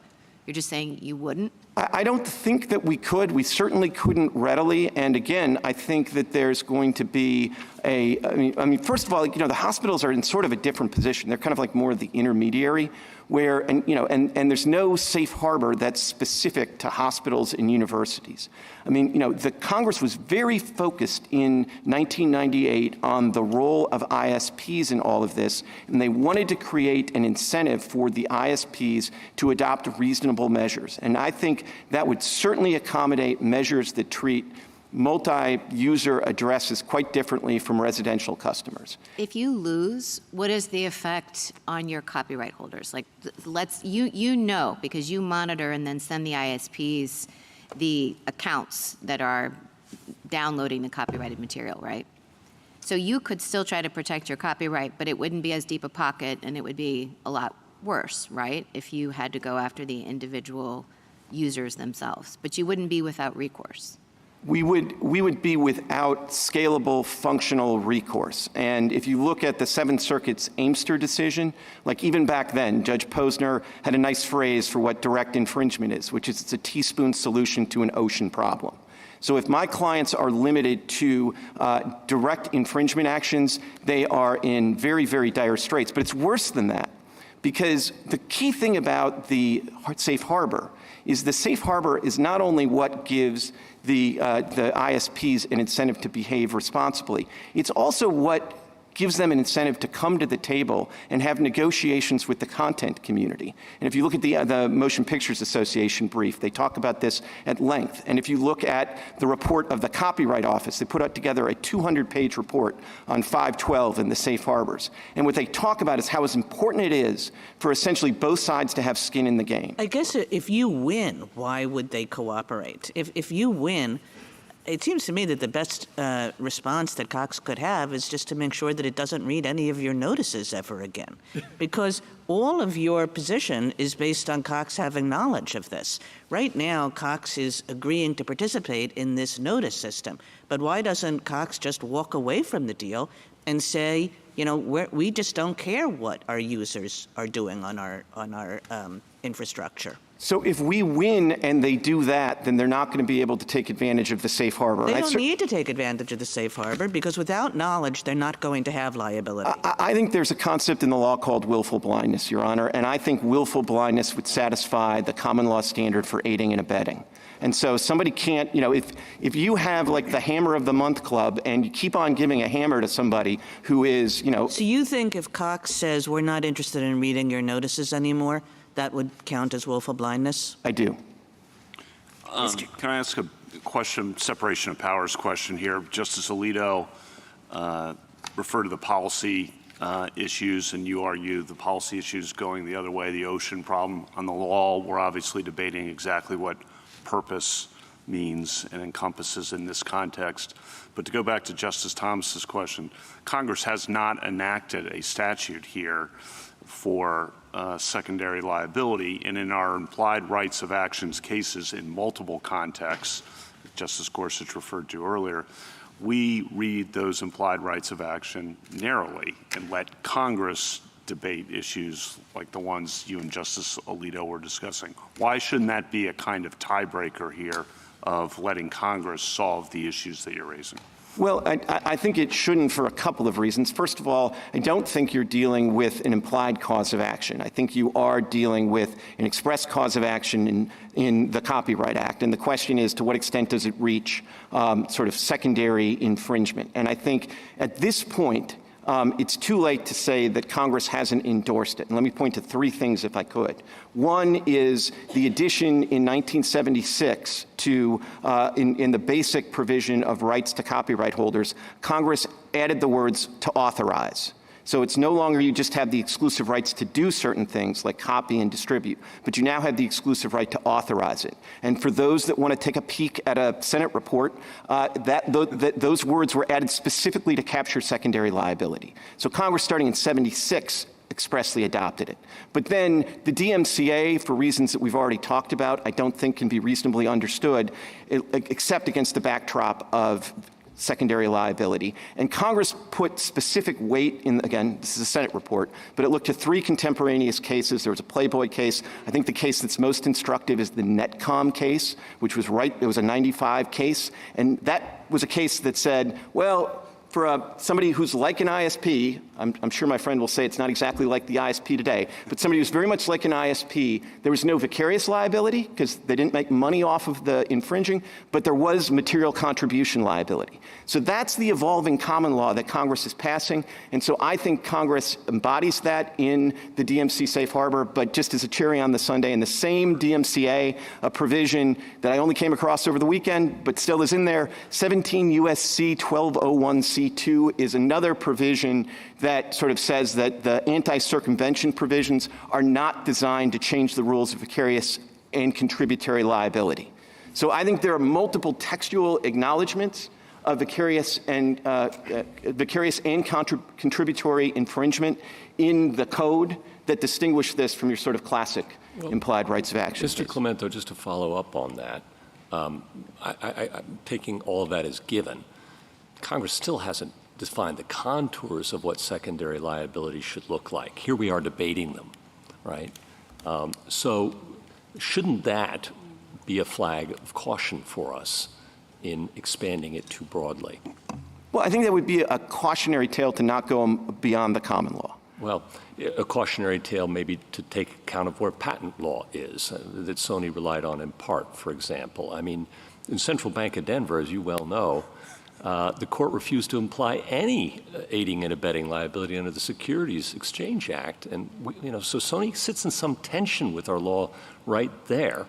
And well, but that was... Isn't that a flag on the field for us? Look, Central Bank of Denver, you already have like a made-up cause of action, and the question is, do we make up a bow on the made-up cause of action? I think that's different from what you have in a case like this. So one made-up theory is okay, too bad? No, I really do think here, given all of the text that you have and the court's precedents, which aren't nothing, that it's too late to sort of say this is all like an implied cause of action. For sure, I accept that, but doesn't it suggest some caution here? Look, it's always good to have caution, okay, but I would look not just to the patent law. I would look to the trademark law, and I would take the trouble. I would take the trouble to trace it back. All right, but let me ask you this: to the common law. Even under your standard, that's not what the Fourth Circuit did, right? It didn't say, did you have specific knowledge of individual users who are infringing, and did you do something special with regard to them, such that you were substantially certain that you know that they would, in fact, infringe. We'd have to reverse under your standard, too. I don't think so, but today. That's not what they held. Well, I think you and I just read the Fourth Circuit case differently. I read the Fourth Circuit opinion by Judge Rushing to specifically say the substantial certainty test is what's being applied and what makes it. They applied it in gross, and we've got an amicus brief from some intellectual property scholars that say that was wrong. Well, you get a brief from some other intellectual property lawyers, professors who say that was exactly right. They did do it in gross, rather than say, I have knowledge of a specific student at the computer lab at Georgetown University That's not what happened in this case. No, but I actually think it is, but it's a little bit opaque in the opinion because this case... A little bit opaque. No, but it's opaque for a very specific reason. Because, this case sort of piggybacks on the earlier BMG decision. And in the BMG decision, the Fourth Circuit says that once you have knowledge that the same customer or address... Not address, because it could be a lot of people at the address. The customer. And that analysis isn't what the Fourth Circuit did. Well, I think the customer did it as to the bill payer, the account holder, yes. Which, of course, is the same unit that Cox uses when there's non-payment. I appreciate when Cox doesn't get payment from grandma, they don't... That isn't the common law, even under the restatement. I think that is the common law still. I don't think you need... I know somebody in this group of people was involved, and I did nothing. That's not substantial certainty. So with residential customers, I think it is. But in all events, that was ruled on in summary judgment in this case. And then what the Fourth Circuit did, and I don't think you can read this part of the opinion differently, they said that Cox forfeited any argument that they didn't have knowledge to the specific customers. All right. Mr. Clement, can I just bear down a little bit on your test because I'm still trying to understand it with respect to intent. You say that the intent aspect of this is established by knowledge that a customer, specific knowledge that a customer is substantially certain to infringe. And I guess where I want to go with that in asking you is, once that is established, is that an inference of intent? Is there something that the defendant could do in response to establish, to rebut that inference? Or are you saying that all that is necessary is for the plaintiff to show that, and then the intent, to the extent it's an element, is satisfied, and that's it? What I would say is I think that's enough on the intent element to get to the jury. It's not enough to get directed verdict in my favor, but it's enough to get to the jury. And Cox can go and they can try to argue that, oh, no, we had the purest intent. We tried really, really hard. Could they point to all the things that they did that they say was enough for the safe harbor, even though the other court found it wasn't? Could they point to those sorts of things as evidence to rebut this suggestion that they intended for this to happen? Yes, but of course I could point to the DMCA email, yes, and I think sure. I'd probably do all right on that exchange. Sure. And keep in mind, this went to a jury, and it went to a jury of 12 people who probably didn't want to lose their internet connection. And yet, hearing all the evidence here, they had very little trouble saying this is a case where there is material contribution. This is a case where there should be aiding and abetting liability because of the conduct that took place here. And I guess I would just sort of take a step back from this to say, if you think about this kind of in Halberstam or Twitter terms, there's two kind of elements that are critical. One is the intent element. And if you look at Twitter and you look at Halberstam, the intent level is not purposeful. And then the other question, of course, is material contribution, or in aiding and abetting terms, substantial assistance. And I think the one way in which the copyright laws, the trademark laws are a little bit different is I think they do think that when you are providing the means of infringement to somebody, that's pretty easy to show that that is material contribution, substantial assistance. And so if you're looking to distinguish the FedExes of the world, the electrical companies of the world, agree with Mr. Stewart. I thought he did an excellent job of sort of parroting what my answer would have been with respect to the DMCA. But I would also say, there's a difference when you're providing the means of infringement, which is what the ISPs do in these cases. That is going to be material contribution if you're doing it with knowledge of specific customers and what they're likely to do. And that's true in the trademark context as well, where you're providing it. The Inwood case is you had a drug manufacturer who's giving it to somebody, and they know that person, that generic person, is passing them off as branded pharmaceuticals. And that's where this court said, yeah, there's liability for that. So there was a scenario in the Smith & Wesson case which we didn't quite have to grab hold of because of the way the complaint was framed. But suppose that the complaint had said, there's a manufacturer and it provides guns to dealers, and it knows to a certainty that there's a specific dealer that's a bad apple dealer that's passing this on to Mexican drug traffickers. Is the manufacturer then liable for all the harm that causes? I mean, there was like a separate question of proximate cause in that case that this Right. court didn't reach, Put and that I don't know aside. the answer to. But I think, and I think there were questions at oral argument about red flag dealers, and if you had specific knowledge, you were providing them to the red flag dealers. I think that probably would satisfy the intent standard, at least at the common law. Again, I don't know all of the details of the PCLAA or whatever it is that was at issue there, so I don't want to sort of speak against any of my other clients. But I do think that with respect to the common law intent, that would be satisfied. What about willfulness? Can you speak to the argument that willfulness here requires that the defendant understand that its own conduct is unlawful? So I think they're wrong about that. I think they're wrong about that for reasons that are textual and also reasons that have to do with kind of the common law and the way that it treats aiding and abetting or secondary liability. So if you think about the common law, if you have aiding and abetting, then you are essentially on the hook for the consequences of the mens rea of the person you're assisting. And your own sort of mens rea beyond aiding and abetting doesn't count. So if I aid and abet a first-degree murderer, I'm, either criminally or civilly, I'm on the hook for the first-degree murder. But whereas if I aid and abet, and all my conduct is exactly the same, and I aid and abet somebody in manslaughter, the consequences are different. And then if you look at the text here, the relevant text is 504 of the Copyright Act. It actually doesn't focus on the mental state of the infringer. It asks whether the infringement was willful. And of course, in this context, it's the direct infringer who's doing the infringing. Thank you. Justice Thomas, anything further? Justice Alito? Justice Sotomayor? We are being put to two extremes here. The other side says there's no liability because we're just putting out into the stream of commerce a good that can be used for good or bad, and we're not responsible for the infringer's decision. We have the other side, which you're moving away from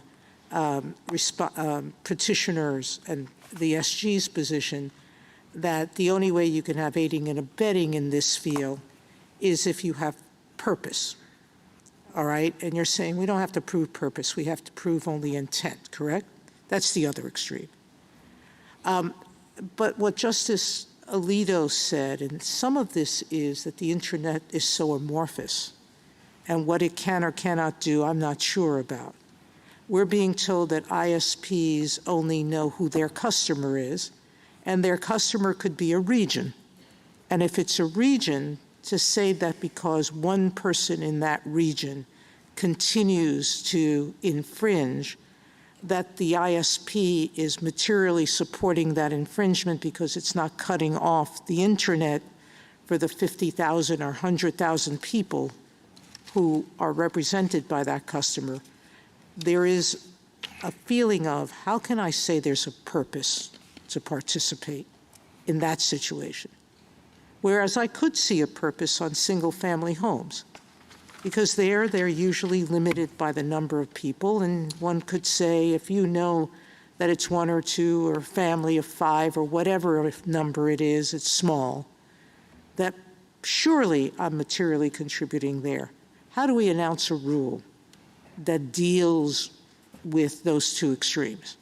So, I mean, my frontline answer would be I think the safe harbor takes care of the regional ISPs. And frankly, I'm not that worried about the regional ISPs because if that were really the problem, we could go after the regional ISP. You told me that there were 95% of the infringements here were of residents, so you could go after those 95%.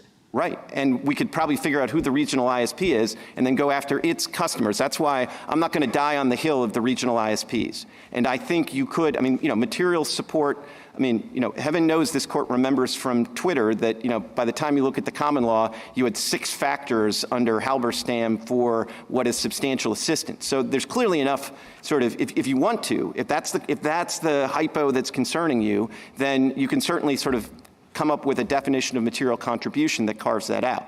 I think give it to me. What's that? Give it to me. I'm inviting you to help me. And I'm inviting you to take my help. I don't want to it's hard to just absolutely give it away in a case where that's not the way the case was litigated. But I am telling you that, my friend I thought was remarkably candid in admitting that if you adopt their position, that really is an extreme position. The DMCA and the safe harbors are a dead letter. If you carve out regional ISPs. The safe harbor is alive and well, and equally importantly, the incentives for both sides to come and to try to have a reasonable negotiation are alive and well. Mrs. Kagan? Justice Gorsuch? If we were to, I think Justice Kagan's right that our precedents speak of purpose. And we have two options. One, we could take the additional step and say that because this is an implied-ish cause of action, we're going to construe it very narrowly, look to the patent law and JMOL. The other alternative would be to say it's purpose and reverse and remand. Mr. Malcolm invited you to say whether you thought you could prevail under that standard below. Well, obviously I'd prefer door number 3, but I would also prefer. I understand door number. Whatever the standard is, I'd prefer a chance to pursue that. And I would think even under purpose, there has to be room for treating somebody that says F the DMCA differently from somebody that tries their level best to comply and doesn't. Thank you. Justice Kavanaugh? You're drawing a distinction between intent and purpose, and you also, though, rely on the Henry case quite a bit from 1912 in the patent context. And there, the court said there must be an intent and purpose that the article sold will be so used, and then says it may also be inferred where its most conspicuous use is one which will cooperate in an infringement when sale to such user is invoked by advertisements. So advertisement as an example of when there is an intent and purpose. And then in Clement, which is argued that within a week of Henry back in 1911, Calement's the copyright case, of course. In the reply brief, the other side points out that you ignore Clement in your brief, but Clement itself says in the copyright context, the defendant not only expected but invoked by advertisement the use of its films for dramatic reproduction of the story. The word advertisement appears in both cases. Henry says intent and purpose. Get your response to that. So let me take them in turn. I mean, Henry says intent and purpose, but it also says you can infer that sort of compound if you know that the user is going to use it unlawfully. And I mean, to me, the right way to look at this is consistent with the. I'm not sure it says that, but anyway, keep going. It not maybe in the same line, but I think it says it elsewhere. At least that's what I take from the opinion. Maybe I'm misreading it. Got it. Okay. But that's certainly why we were relying on the sort of the Henry case, because you were providing it knowing it would be misused. So that's part of the answer on Henry. But again, then you get to Clement. And Clement, yes, obviously if you have inducement cases, that's what advertising goes to. It goes to inducement cases. But inducement cases are, historically, if you look at all of the contributory infringement cases, inducements is the smaller subset. And the dominant subset is material contribution, where you're providing material support, substantial assistance to somebody you know that it's infringer. And that's why, you can get the people who are just packing and shipping the bootleg records, right? They don't care what's in the box. They're just getting paid for doing it. But you still say, and I always have said that they are liable. That's certainly the dominant common law rule. It's the rule in the trademark context as well. So let me just say a word about Clement. Clement, again, is a case where you have, the promoter of the motion picture that's made from the book. So it's an easy case. And the language they talk about, where Justice Holmes goes back to a couple of the Supreme Judicial Court of Massachusetts opinions and talks about indifference, the court specifically says we don't have to get into those niceties here. So what they're relying on in Clement, which is why we ignored it, is the purest form of dictum. Got it. Thank you. Justice Barrett? Justice Jackson? Thank you, counsel. Mr. Rosenkranz, rebuttal. Thank you, Your Honor. Plaintiff's test relies on specific known infringers who are certain to keep infringing. If plaintiffs want to bring an action that is based upon specific known infringers who are certain to keep infringing, they can bring that case under their rule against ISPs. This court cannot affirm on that basis, though, and neither can the courts below. Let's talk about how this case was tried. There is no proof of any specific known infringer that is a human being who actually did any of the things that some of these hypotheticals spun out. Even if you focus on households, there is no way to disaggregate precisely for the reason that Justice Gorsuch points out. Plaintiffs tried a case in gross as to 57,000 subscribers, no individual circumstances. Plaintiffs never tried to disaggregate in any way as to the people who they claim can sustain this verdict. Saying that the DMCA shows that there is liability in a world of uncertainty is not how this court reads statutes. You can't infer liability from the blank page, and Congress said not to do that. The DMCA is also no panacea. ISPs have no certainty that they will keep the safe harbor. A lay jury decides whether an ISP has acted reasonably and whether terminations are appropriate. Justice Alito asked, what is an ISP supposed to do when confronted with a university? My friend gave an answer, have a conversation. That's a terrible answer from the perspective of the company that is trying to figure out what its legal obligations are facing crushing liabilities. I have an answer. When Justice Barrett asked about recourse, the plaintiffs have recourse. How about a conversation with the ISPs where they talk about how to work out things together? Maybe they kick in a little money. Now, they won't get billion-dollar verdicts, but if they believe that the programs that Cox and others have aren't satisfactory, they can design better programs and help pay for them. If the court has no further questions, we respectfully request that the court below be reversed. Thank you, counsel. The case is submitted.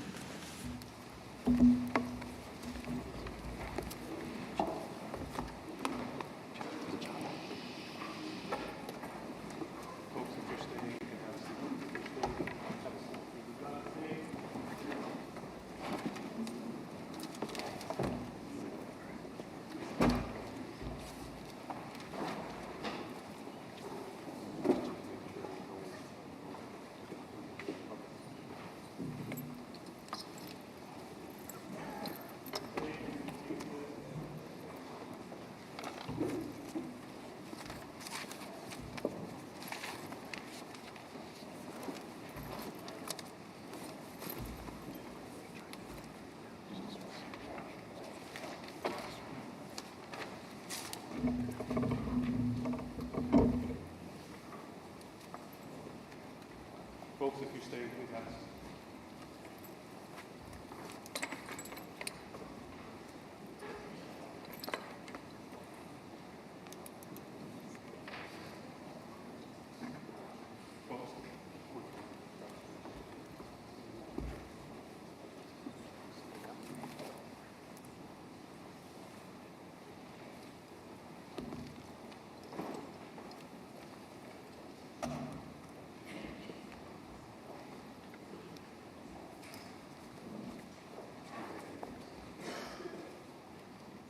We'll hear argument next in case 24777, Urias-Orellana versus Bondi. Thank you, Mr. Chief Justice, and may it please the court. Deciding whether undisputed facts qualifies persecution under the law involves legal interpretation, not fact-finding. Even the BIA agrees. It treats the issue as a question of law subject to de novo review. That should not change when a case reaches federal court. Indeed, the government concedes that courts must exercise independent judgment when establishing auxiliary legal principles for use in future cases. They concede that courts owe no deference in interpreting the INA's persecution standard. And courts have repeatedly established auxiliary legal principles on things like sexual violence, religious persecution, economic deprivation, and beyond. But courts did not establish those principles by pondering the term persecution in the abstract. They interpreted the law by applying the persecution standard to particular sets of undisputed facts. The government wants you to hold that de novo review applies anytime a case supposedly would make new law in some sense, but substantial evidence review when it wouldn't. There's no principled way to draw that line, and this court has never tried in similar circumstances. For instance, De novo review applies to all fair use determinations made on undisputed facts and all antitrust determinations made on undisputed facts, not just some special subset. The government's contrary rule here would invite further confusion and collateral litigation. Better instead to just require de novo review and let judges get to judging. The courts of appeals are well equipped for the job.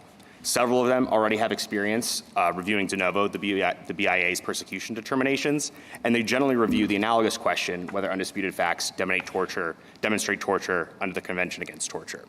The sky has not fallen. Under both the INA's text and U.S. Bank, courts should decide for themselves whether undisputed facts establish persecution under the law. Section 1252B explicitly provides for legal deference on closely related issues, but not this one. And decades of experience confirms that courts perform crucial legal work in applying the INA's persecution standard. Deference to the BIA is unwarranted. I welcome the court's questions. Urias-Zacharias was also a persecution case, and that was reviewed deferentially. How is this different?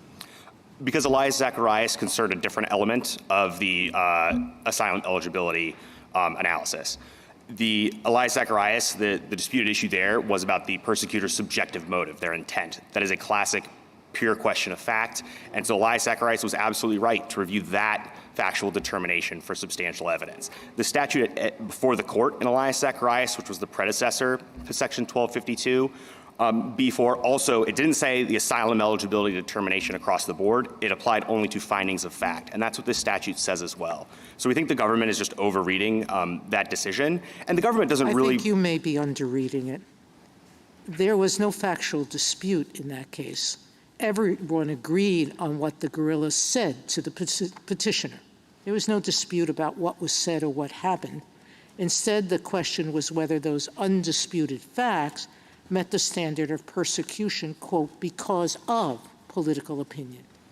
So I don't see how that's not a mixed question of law and fact, and mostly a factual question. No, Justice Sotomayor. The dispute in that case was about whether as you said, was whether the persecution was done on account of the non-citizen's political opinion or something else. That is a question about what was in— There was no dispute about the facts. What was said was undisputed. And so the question was, did that meet the level of because of?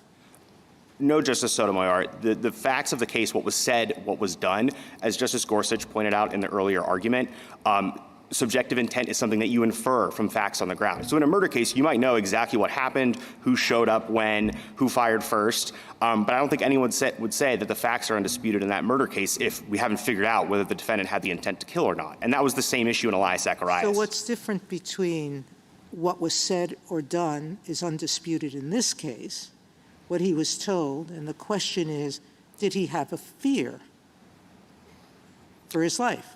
How is that any different than what happened in Urias-Zacharias? Because that's actually not the question in this case. This is a past persecution case.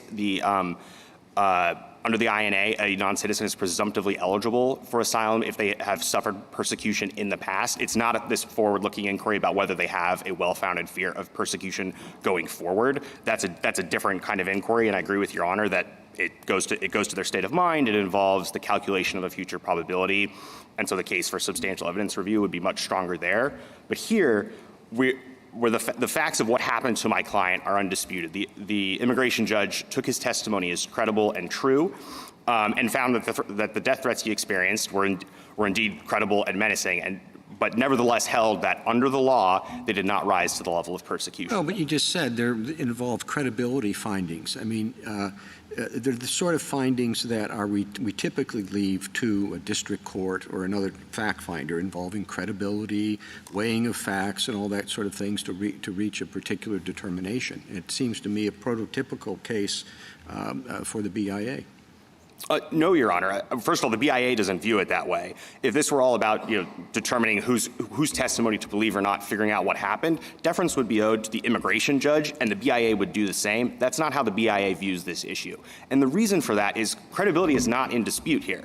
My client was found credible. Whenever you have a set of undisputed facts, credibility has been resolved one way or the other. So we know exactly what happened to my client, and the sole dispute in this case is what is the legal effect of those events. Did it qualify as quote, persecution within the meaning of Section 1101A42, or did it not? That boils down to a legal inquiry. So if I agree with you that we're talking about a question of law to the extent that what is at issue here is the application of the persecution standard to a known set of facts, all right? I guess what I don't understand about your argument is why the statute doesn't prescribe the standard of review in this situation.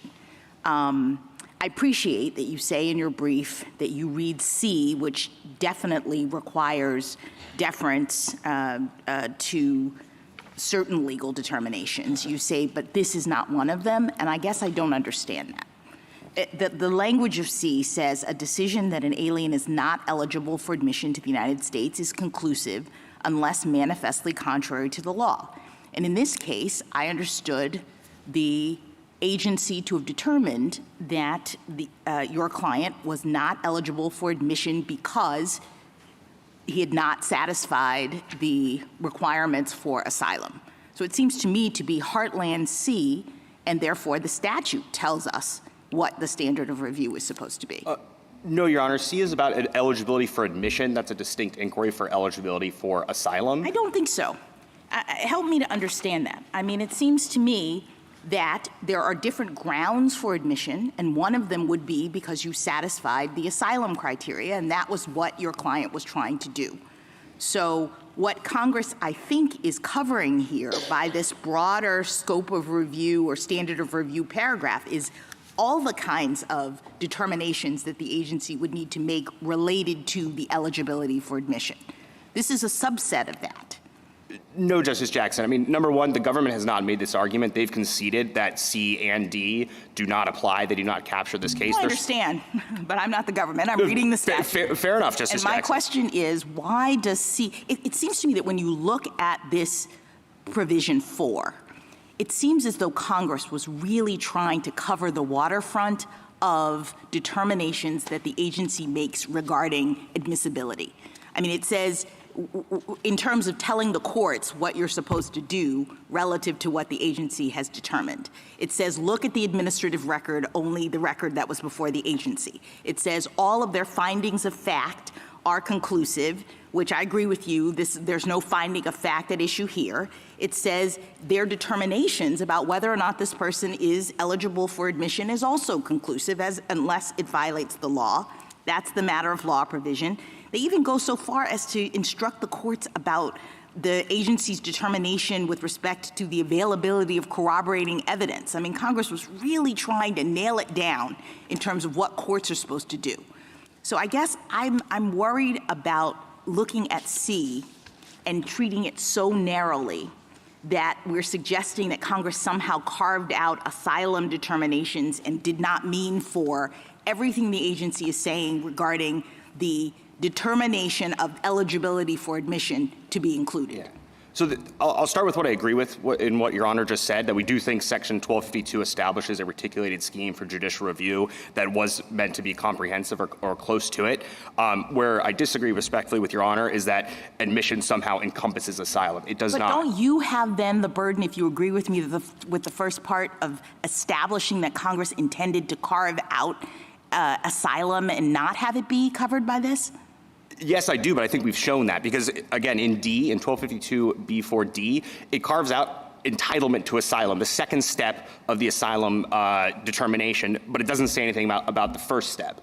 And again, C, and perhaps we just disagree on this, but admission is a distinct inquiry from asylum. Isn't that the first step? That's the first step, and then they go to the second step. No, Your Honor, that's incorrect. You do not need to be admissible to be eligible for asylum. Those are distinct statuses. My clients have conceded removability. They've conceded they were not admissible, but they are claiming nevertheless that they are eligible for and ultimately entitled to asylum. Those are distinct inquiries. And again, I understand Your Honor is not the government, but I think that is why the government, to their credit, did not make this argument because that's well established in this court's cases. Neither side made that argument, right? I mean, that's applicable. You instead appealed to the background rule that questions of law are for the court to decide de novo, right? That's correct, but we think the inference... Okay. Good enough. Fair enough. I wonder why you didn't make more of Elias Zacharias.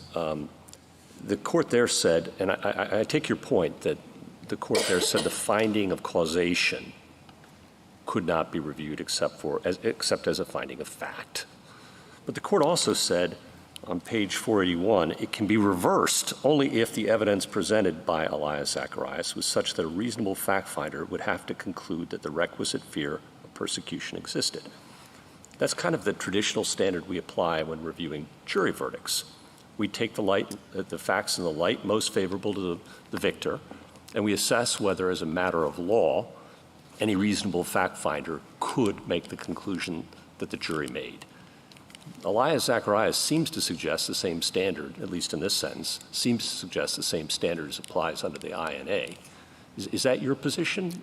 No, we disagree with that, Your Honor, because again, that sentence you just read from Elias Zacharias is correct as to what that case was about, this inquiry into causation, into the subjective state of mind of the persecutor and whether the non-citizen feared. Why wouldn't we apply that same standard under the INA? So we take the facts, here they're undisputed, we take them as given, and we ask whether any reasonable fact finder could conclude that that was persecution as a matter of law. Why wouldn't that be if we're going to do de novo legal review, why wouldn't that be the standard we would apply? Because, for example, I'll analogize this case to fair use or antitrust conspiracies, which often go to jury verdicts like it did in Google versus Oracle. In that instance, Your Honor is correct, the reviewing court would construe the record in favor of the verdict. But it would not then ask whether any reasonable fact finder could have reached the result rendered by the jury. It would review the determination de novo, and that's because the inquiry involved in those instances, despite being record intensive, you have to look at the particular facts of the case, as this court did at length in Google versus Oracle, for example. It's still a fundamentally legal inquiry, or at least a primarily legal inquiry under U.S. Bank. And we know that because, as again, decades of judicial experience. Well, but the legal inquiry, again, with juries, it is a legal inquiry, but the inquiry is, as I've described it, it isn't, do we think this amounts to, on our own, that's usurping the fact-finding function, we say, of the jury. So we take all the evidence in light most favorable, and we say, could any reasonable jury conclude those facts are enough? Respectfully, Your Honor, no, you did not do that in the fair use context, in the antitrust context, in Icicle Seafoods, where the question was whether the particular activities of a group of workers qualified them as seamen under the Fair Labor Standards Act. I'm familiar with the antitrust context, and that's exactly how you review jury verdicts in antitrust cases. The ultimate question of whether an antitrust conspiracy existed, whether there was anti-competitive conduct, that is ultimately reviewed de novo. Viewed in light most favorable to jury verdict, could someone conclude this violates Section 2? Could this violate Section 1? That's exactly how we proceed. I don't believe so, Your Honor. And Google versus Oracle, I mean, that's a decision from this court, held the exact opposite. It said, we do not ask whether any reasonable jury could find that there was fair use. We determine we're construing all of the subsidiary facts in favor of the verdict, but as to the ultimate question of whether those facts demonstrate fair use under the law, the court did not ask whether any reasonable jury could have found fair use. It asked, do we, exercising independent judgment, find fair use? As a backup argument. Because I think that's what the First Circuit essentially did in this case. It said we're taking the facts as given and we're reviewing the BIA's interpretation of the law for reasonableness. That's the inquiry that we are asserting in this context is incorrect, because the underlying question is a primarily legal one that should be reviewed de novo by a reviewing court. That's why the BIA itself, I think under that reasoning, should be deferring to the IJ on this question. The IJ is the one who sat through the evidence. They've heard the testimony in the record. They're closest to the facts. That's an inquiry that under U.S. Bank would say if this is a factual inquiry or a primarily factual inquiry, we should defer to the fact finder. The BIA does not do that. It recognizes that the inquiry is primarily legal and it warrants exercise of independent judgment by the BIA as the appellate body. It's primarily legal. Go ahead. Putting aside what the BIA thinks, why is this primarily legal? If I understand the question here, we have this word persecution, and the question is how do we apply it to certain threats?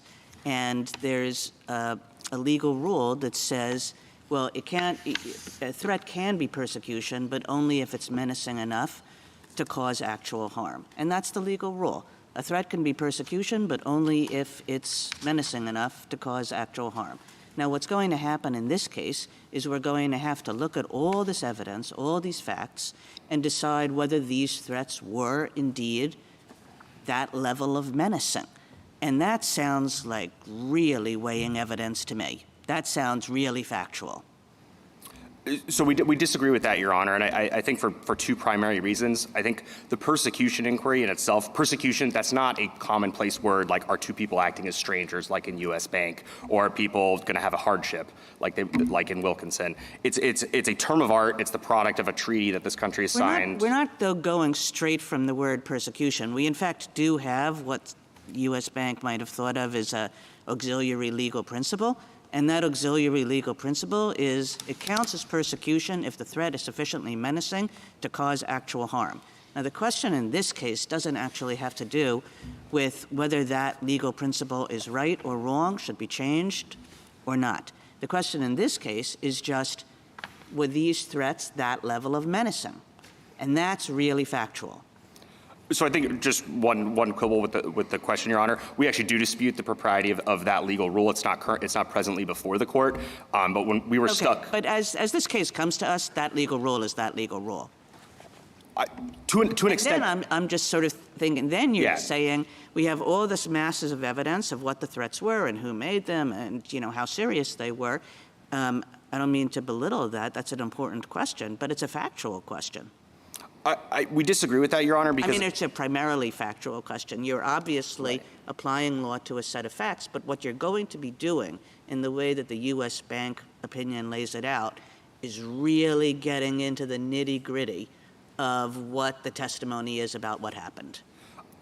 That's true to an extent, but I think the same thing is true in the fair use case. I mean, this court's opinion in Google versus Oracle was looking at the nature of declaring code. It got extremely in the weeds. Credit to Justice Breyer for doing that. But it's still involved, like any mixed question is going to involve a close look at the factual record. But I think what the inquiry in U.S. Bank calls for is asking, number one, is this standard something that people have of an ordinary common understanding of? I think the answer to that is no. And in addition to that, in applying this standard, is the stock judicial job just to say, oh, persecution, let's look at the facts and determine whether it's persecution. That's not what's happened in the lower courts, and the government doesn't dispute this. Lower courts have developed a slew of auxiliary legal principles related to threats, as Your Honor pointed out, but in a whole bunch of different areas, religious persecution, sexual violence, I could go on. And what U.S. Bank says is that when that is the case, you don't necessarily look at any given case that comes before the court and say, look, is this a boring case that's kind of run of the mill, or is this a case that raises some really interesting new issue? No, when courts are developing auxiliary legal principles, all decisions about that mixed question are reviewed de novo. We don't look at a fair use case and say, is this a boring one, or is this a really interesting one presenting novel issues? And I think that's the problem with the government's position. I do want to say one thing. To the government's credit, they've made, I think, a significant concession here that departs from the status quo in a lot of circuits, is that they have at least acknowledged that courts owe no deference to the BIA in interpreting the law, at least in some kind of purely legal sense, and in developing these auxiliary legal principles. And I think were the court to announce that and reaffirm it, with a megaphone, I think that would do a lot of good, and it would change how a lot of circuits address these cases. And we think in our case it would warrant a remand to assess whether this requirement of Mr. Rosellini, do you think that in every instance in which a legal standard, no matter the degree of concreteness of the legal standard, is applied to a set of facts, that the ultimate determination is a legal question? No, Justice Alito, we don't think that. We think that under this particular statute, when that inquiry looks a lot like an admission eligibility decision or an asylum entitlement decision, but isn't one of those like we have here, that's a situation where, yes, the application of law to fact would be de novo. My question is similar to Justice Kagan. So the definition of persecution that was applied by the IJ here is, based on First Circuit precedent, is that it must add up to more than ordinary harassment, mistreatment, or suffering. You may have a set of historical facts that are undisputed, but determining whether they add up, whether the totality of those facts satisfies that standard, sure looks to me like primarily a factual question. Why is it not? Because when courts make that decision, they are building out a body of decisional law that guides future cases. If you look at the First Circuit's decision in this case, the IJ's decision in this case, they are analogizing to cases that came before. But that would be true in a vast majority of situations. Do you think the determination of whether of negligence is a legal standard? No, Your Honor, we would agree that negligence would be something that's reviewed deferentially, but I think there's actually a helpful... But every case where negligence is found or not found could be said to build out a body of precedent about whether negligence was shown. Why isn't this similar to that? Because I think negligence, number one, the inquiry there is basically what should a person have done given the circumstances? The light was red, should they have braked or accelerated? People have an ordinary sense of that. I think the negligence example is a helpful one because you can contrast it with the duty of care inquiry, which, and as you know, as this court well knows, duty is traditionally for the judge, negligence is for the jury. And in the duty context, you do have to get immersed into the record to establish whether there was a duty of care. But if you ask someone on the street, hey, was there a duty of care in this circumstance or that, they're not going to be able to answer that as readily. And courts build out, again, a host of legal principles for different kinds of situations in the duty of care context. And that's what happens when courts apply the persecution standard. They're taking a term of art that's not commonly understood. They're building out these legal principles that courts can then apply and flesh out. Yes, at this kind of medium-high level of establishing auxiliary legal principles, as Justice Kagan was explaining, but then also refining what those auxiliary principles actually mean on the ground. What does it mean for a death threat to be sufficiently menacing to qualify as persecution or not? And again, that is why the decisions in this case, like in so many others, are looking to these prior decisions to figure out what is the mode of analysis that is applicable to these facts. And if you go to many circuits, in fact, to help their staff attorneys and law clerks have these very detailed outlines explaining prior decisions that came before, so that it helps them assist their judges in making correct and efficient decisions that can be squared with the cases that came before them. But the irony in this context is that a lot of those decisions, the ones that are at least denying relief, they're not holding that the BIA's decision was correct as a matter of law. They're just saying that it was reasonable. So you have courts, you have the agency, they're all looking for guidance on this question. They're looking for precedent to use in making their determination, but they don't have a clean set of precedent to do that. They don't have precedent where courts have come in and said, this is in fact the correct interpretation of persecution as a matter of law. And that is really the problem here. And again, courts are already doing the kind of inquiry that we're suggesting here under the Convention Against Torture. In most courts of appeals, if the facts are undisputed and the sole remaining question is whether those facts demonstrate mistreatment rising to the level of torture within the meaning of CAT, they review that termination de novo, and they're doing just fine. And that's correct, because it builds out a body of precedent that courts can use effectively for future cases. And that is the kind of judicial work that under U.S. Bank we think would counsel in favor of de novo review, and it's the kind of judicial work that makes clear that this inquiry is not a finding of fact within the meaning of Section 1252. Can I ask you a question about how the BIA reviews the IJ? Because that's a good point for you, but the government responds that the agency's decisions about how to structure internal review do not determine the standard of the review that courts of appeals should apply, which is determined by statute, constrained by the role of appellate courts, that they go on. But I want to get your clear response to the government on that point. Certainly, Justice Kavanaugh. And again, we're not here telling you that the BIA's interpretations of these regulations dictate the meaning of the statute. But what's telling is that the regulation on which the BIA relies uses the exact same words as Section 1252b4. It says findings of fact. And the BIA has said that this exact inquiry is not a finding of fact. And on top of that, the BIA, despite recognizing that immigration judges are in the room, they're hearing the witness's testimony, they found the evidence, the BIA is still viewing that as something that it is institutionally better positioned to resolve, just like a court is. Thank you. Thank you, counsel. Justice Thomas? Mr. Sotomayor? Counsel, you did not challenge below the legal standard that the First Circuit uses, right?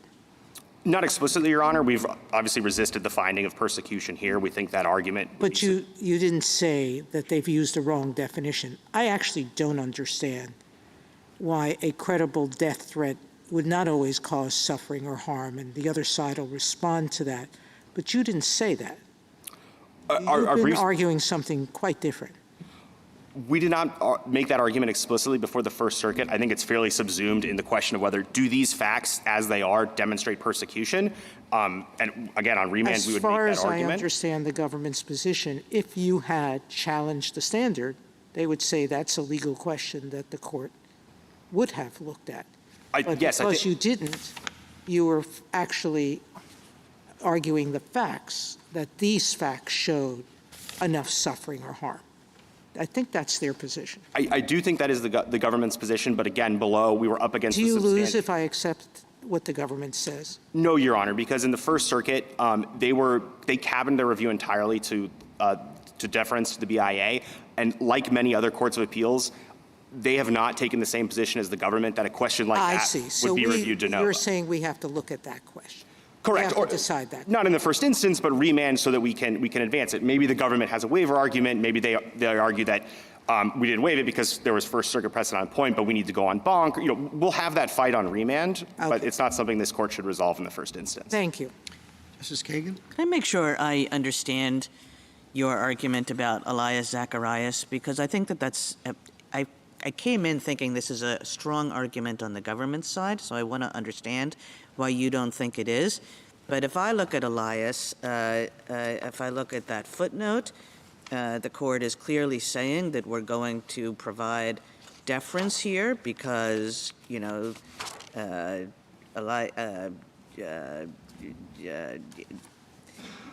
the footnote I'm talking about, right? Yes. Which I can't find. And then the question that they're providing all this substantial deference on is this. It's whether a guerrilla organization's attempt to coerce a person into performing military service necessarily constitutes persecution. So I don't get it. That seems like at least that seems a very similar question to this one, and they're providing substantial deference. Well, 2 points there. I think the question that Your Honor finished with of whether there's like a categorical rule that something would qualify as being on account of persecution, I don't actually think that the court deferred to the BIA in that regard. It analyzed that legal issue for itself. But the underlying question of what was in the persecutors' heads, why were they doing this, that is a classic finding of fact. And again, the statute that Elias Zacharias was analyzing, like this one, did not say— You're saying that the only thing that Elias Zacharias deferred to was an underlying finding of fact as opposed to the application of a legal standard to those facts? I think that's right, Your Honor, because again, what Elias Zacharias was analyzing, and the opinion makes this clear, is that the statute makes motive central. And what the non-citizen had failed to do in that case was come forward with sufficient evidence to compel the conclusion that the motive of his alleged persecutors was on the basis of political opinion. That was the core, that was the molten core of the dispute, and the court correctly viewed that as a factual issue going to state of mind, and it reviewed that deferentially. Okay. Justice Gorsuch? Justice Kavanaugh? So I think you're saying Elias Zacharias was written more broadly than it needed to be, because as written, it is broader than that.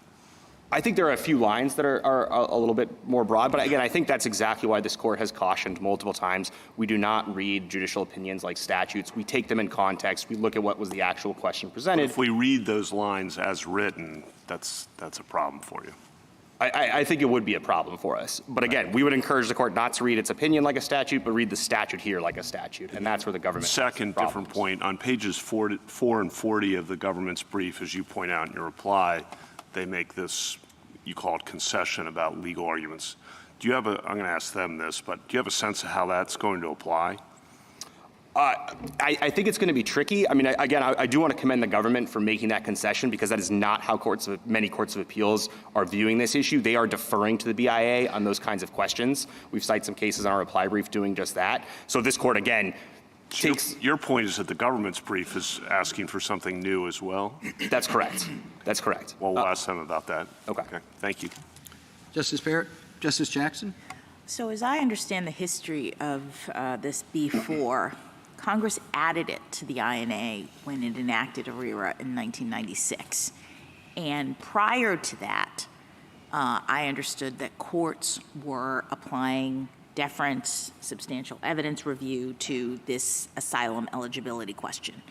So if you're right that Congress was silent as to what is supposed to happen with asylum eligibility, I guess I'm trying to wonder whether we shouldn't believe that Congress wanted the pre-existing practice to continue. No, Your Honor, that pre-existing practice was not, with respect, as Your Honor described. It's true that some aspects, like motive, as was at issue in Elias Zacharias, were reviewed deferentially, as they should be, as they still are today.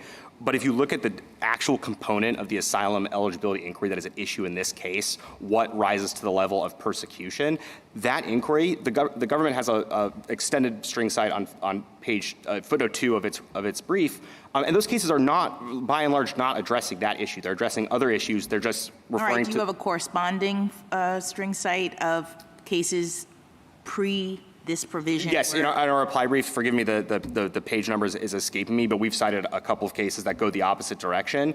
And the point here is that the government asked you to grant cert in this case because they agreed with us that the courts were so confused about the appropriate standard of review as to this narrow subcomponent of the asylum eligibility determination. I think it's with respect to my friends, it's a little bit rich to say that confusion that is so entrenched and significant that they supported cert in this case can somehow be resolved on a snapshot consensus at a given point in time. That's just, that consensus did not exist. All right, one more question. Going to the kind of overall thrust of your argument, it would be to enable courts to consider this de novo and particularly and possibly override the BIA's determinations. And I guess I'm wondering how that's consistent with what we understand the general thrust of Congress's amendments and the thrust of IRERA to be, which was really to limit the court's ability to override the agency in this context. So it seems like this would be a little discordant with what Congress was trying to do here, right? No, Your Honor. Point number one, asylum has actually been kind of like singled out for special treatment by Congress. If you look at Section 1252A, even the discretionary determination about whether to grant asylum, that's judicial review over that determination has been preserved, even as Congress stripped away judicial review of most other discretionary determinations. And I think what that tells you is that even as Congress is, of course, was limiting judicial review in many respects, it viewed asylum as different and something that needed to be preserved in significant part.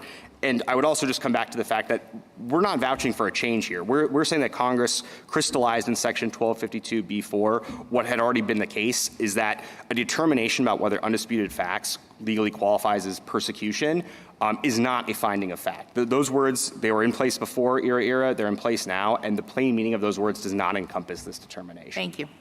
Thank you, counsel. Mr. Dos Santos.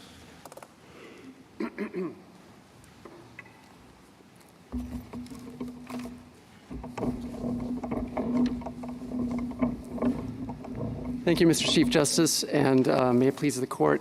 Let me just start by picking up on questions about what the inquiry is that the BIA is making here and what our position is on what the standard is here. So the courts of appeals have broadly agreed that persecution means really extreme suffering. So you kind of plug that in, kind of like the court did in U.S. Bank. So what the agency is asking here is, looking at the evidence that the petitioner has provided, is this extreme suffering? How much suffering has there been? And that is a question that requires lots of weighing of facts and drawing of inferences. So like in this particular case, just look at the facts here. So on the one hand, petitioner's half-brothers were shot because of a dispute between their father and the half-brother's father and a sicario. But then on the other hand, his mother and his stepsister and his stepfather were never threatened or harmed. The half-brothers appeared to have been fine when they moved away from the hometown. Petitioner appears to have been fine when he moved away from the hometown and he lived for years in peace in other parts of El Salvador. Then Petitioner talks about the threats, but on the other hand, the threats demanded money. So what do you infer from that? Was it just intimidation? Were they even connected with the sicario? I mean, these are all questions of the kind that go to juries. The juries draw inferences. They can cut in different directions. You have to weigh the facts and inferences. What we're saying here is Congress wanted substantial evidence review to apply so that there is deferential review of that weighing of facts and inferences by the agency. And we think it's very clear for several reasons. Let me just do 3 quick points. One, we think the text and the history point exactly in that direction. So one, Congress in Section 1158 talked about the question as one that is factual for the trier of fact. Two, this court in Urias-Zacharias beforehand had said that that was a factual question and applied substantial evidence review. The courts of appeals had all done that. And then the substantial evidence provision at issue here codified language from Urias-Zacharias. So clearly Congress was aware of it. There's no way, no realistic chance that when Congress was overhauling standards of review in IRIRA and affirmatively overturning what courts of appeals were doing in certain respects, and then codifying Urias-Zacharias, that it was either unaware of that practice or silently departing from it. It's just not realistically possible. And the second point, I'll do even more quickly, this court's standard approach, even if you thought the statute were less clear, the standard approach that the court uses across a variety of contexts points in exactly the same way. The work being done here is primarily factual, and just last year in Wilkinson, this court applied that approach to the INA and said that application of extraordinary hardship is going to be a primarily factual inquiry that is subject to deferential review. And the last thing I'll say is petitioners' contrary arguments, they really kind of all boil down to the idea that every mixed question in the INA is going to be subject to de novo review. I think this court, both in Guerrero-Lasprilla and Wilkinson, said that wasn't going to be the consequence. And I think that would be a sea change and irreconcilable with IRIRA. I welcome it. Thank you, counsel. I'm sorry. No, let's go. Your friend began the argument by saying there were not, in fact, factual determinations. What precise facts do you think would be necessary to resolve?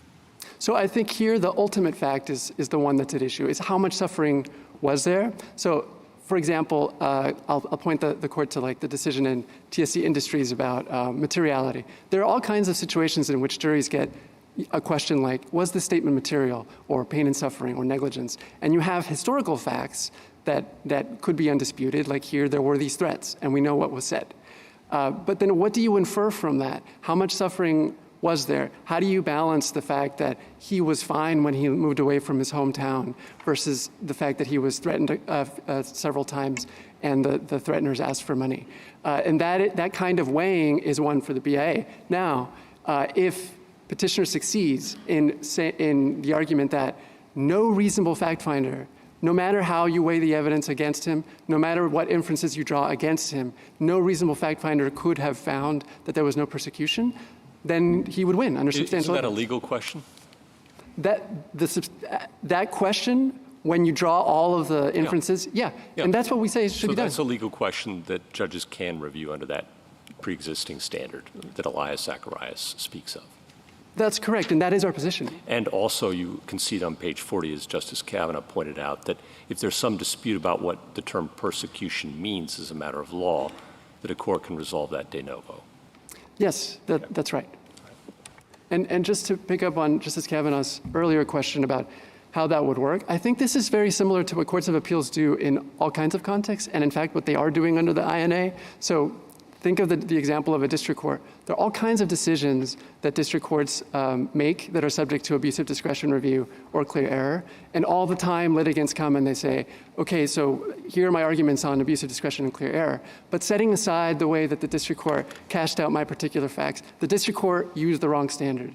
And that is a legal question, and you have to correct the legal standard de novo. And the courts of appeals distinguish those things all the time. Would I be right, Mr. Dos Santos, to say that I could say the same of your position that you just said to Mr. Rosellini? You said he would have every mixed question turn into a de novo question. But would you have every mixed question be given substantial evidence review? No, Your Honor, I think you could look at the way that this court talked about it in U.S. Bank. Not all mixed questions are alike. So what kinds of mixed questions would not get substantial evidence review with respect to these matters?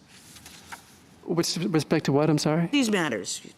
So I don't have any examples to give you in that respect. I think a lot of what is done is going to be factual in the immigration space. if there are legal questions that turn on interpretation of a particular definition, like a reticulated definition, and the primary work being done is interpreting, looking at a statute, looking at structure, looking at legislative history, and so on, which is not what's at issue here. I mean, then it looks more primarily factual. The other thing I'll say is one of our arguments is that Congress treated this as factual.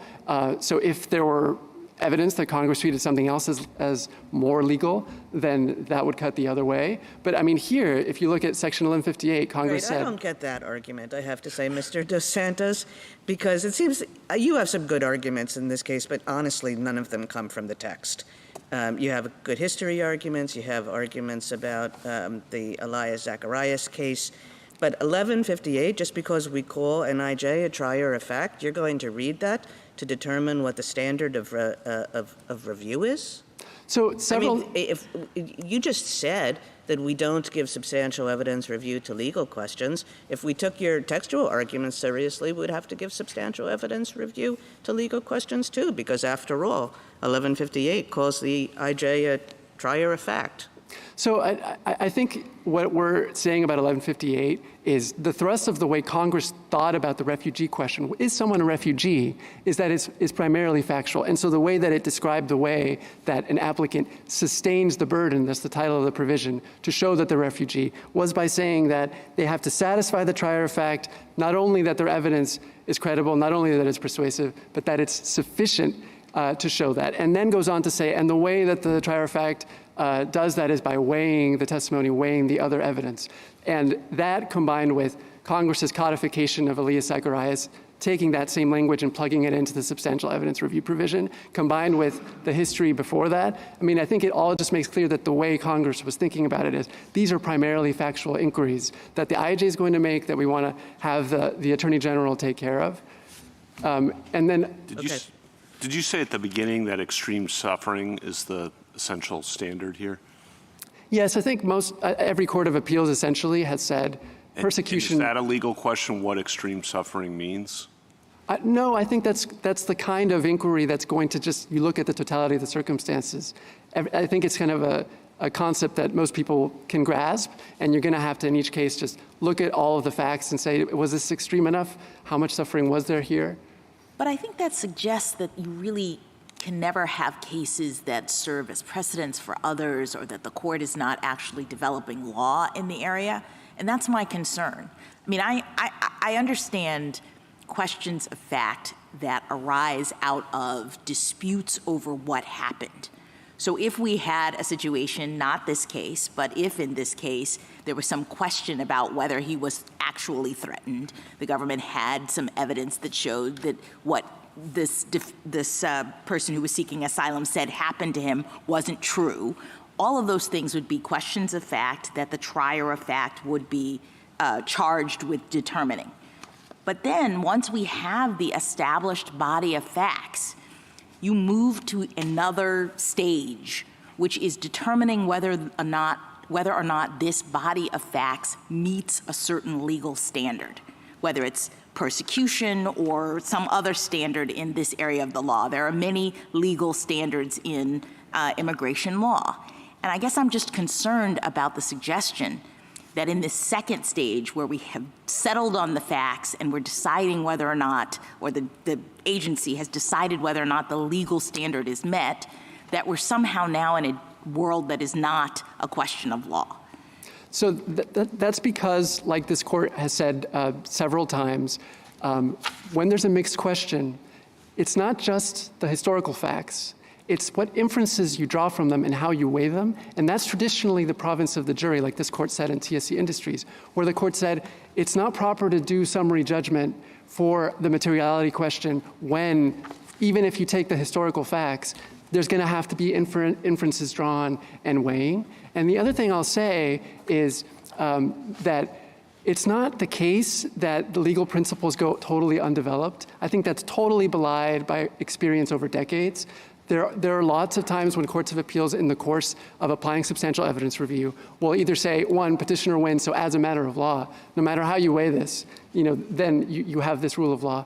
But also, in the course of saying that, they'll provide broad guideposts. Like, for example, in general, mere threats are usually not going to be enough. Well, couldn't we develop the law, too, as we do with jury verdicts, and say some set of facts cannot be reasonably, by any fact finder, reach the conclusion of persecution?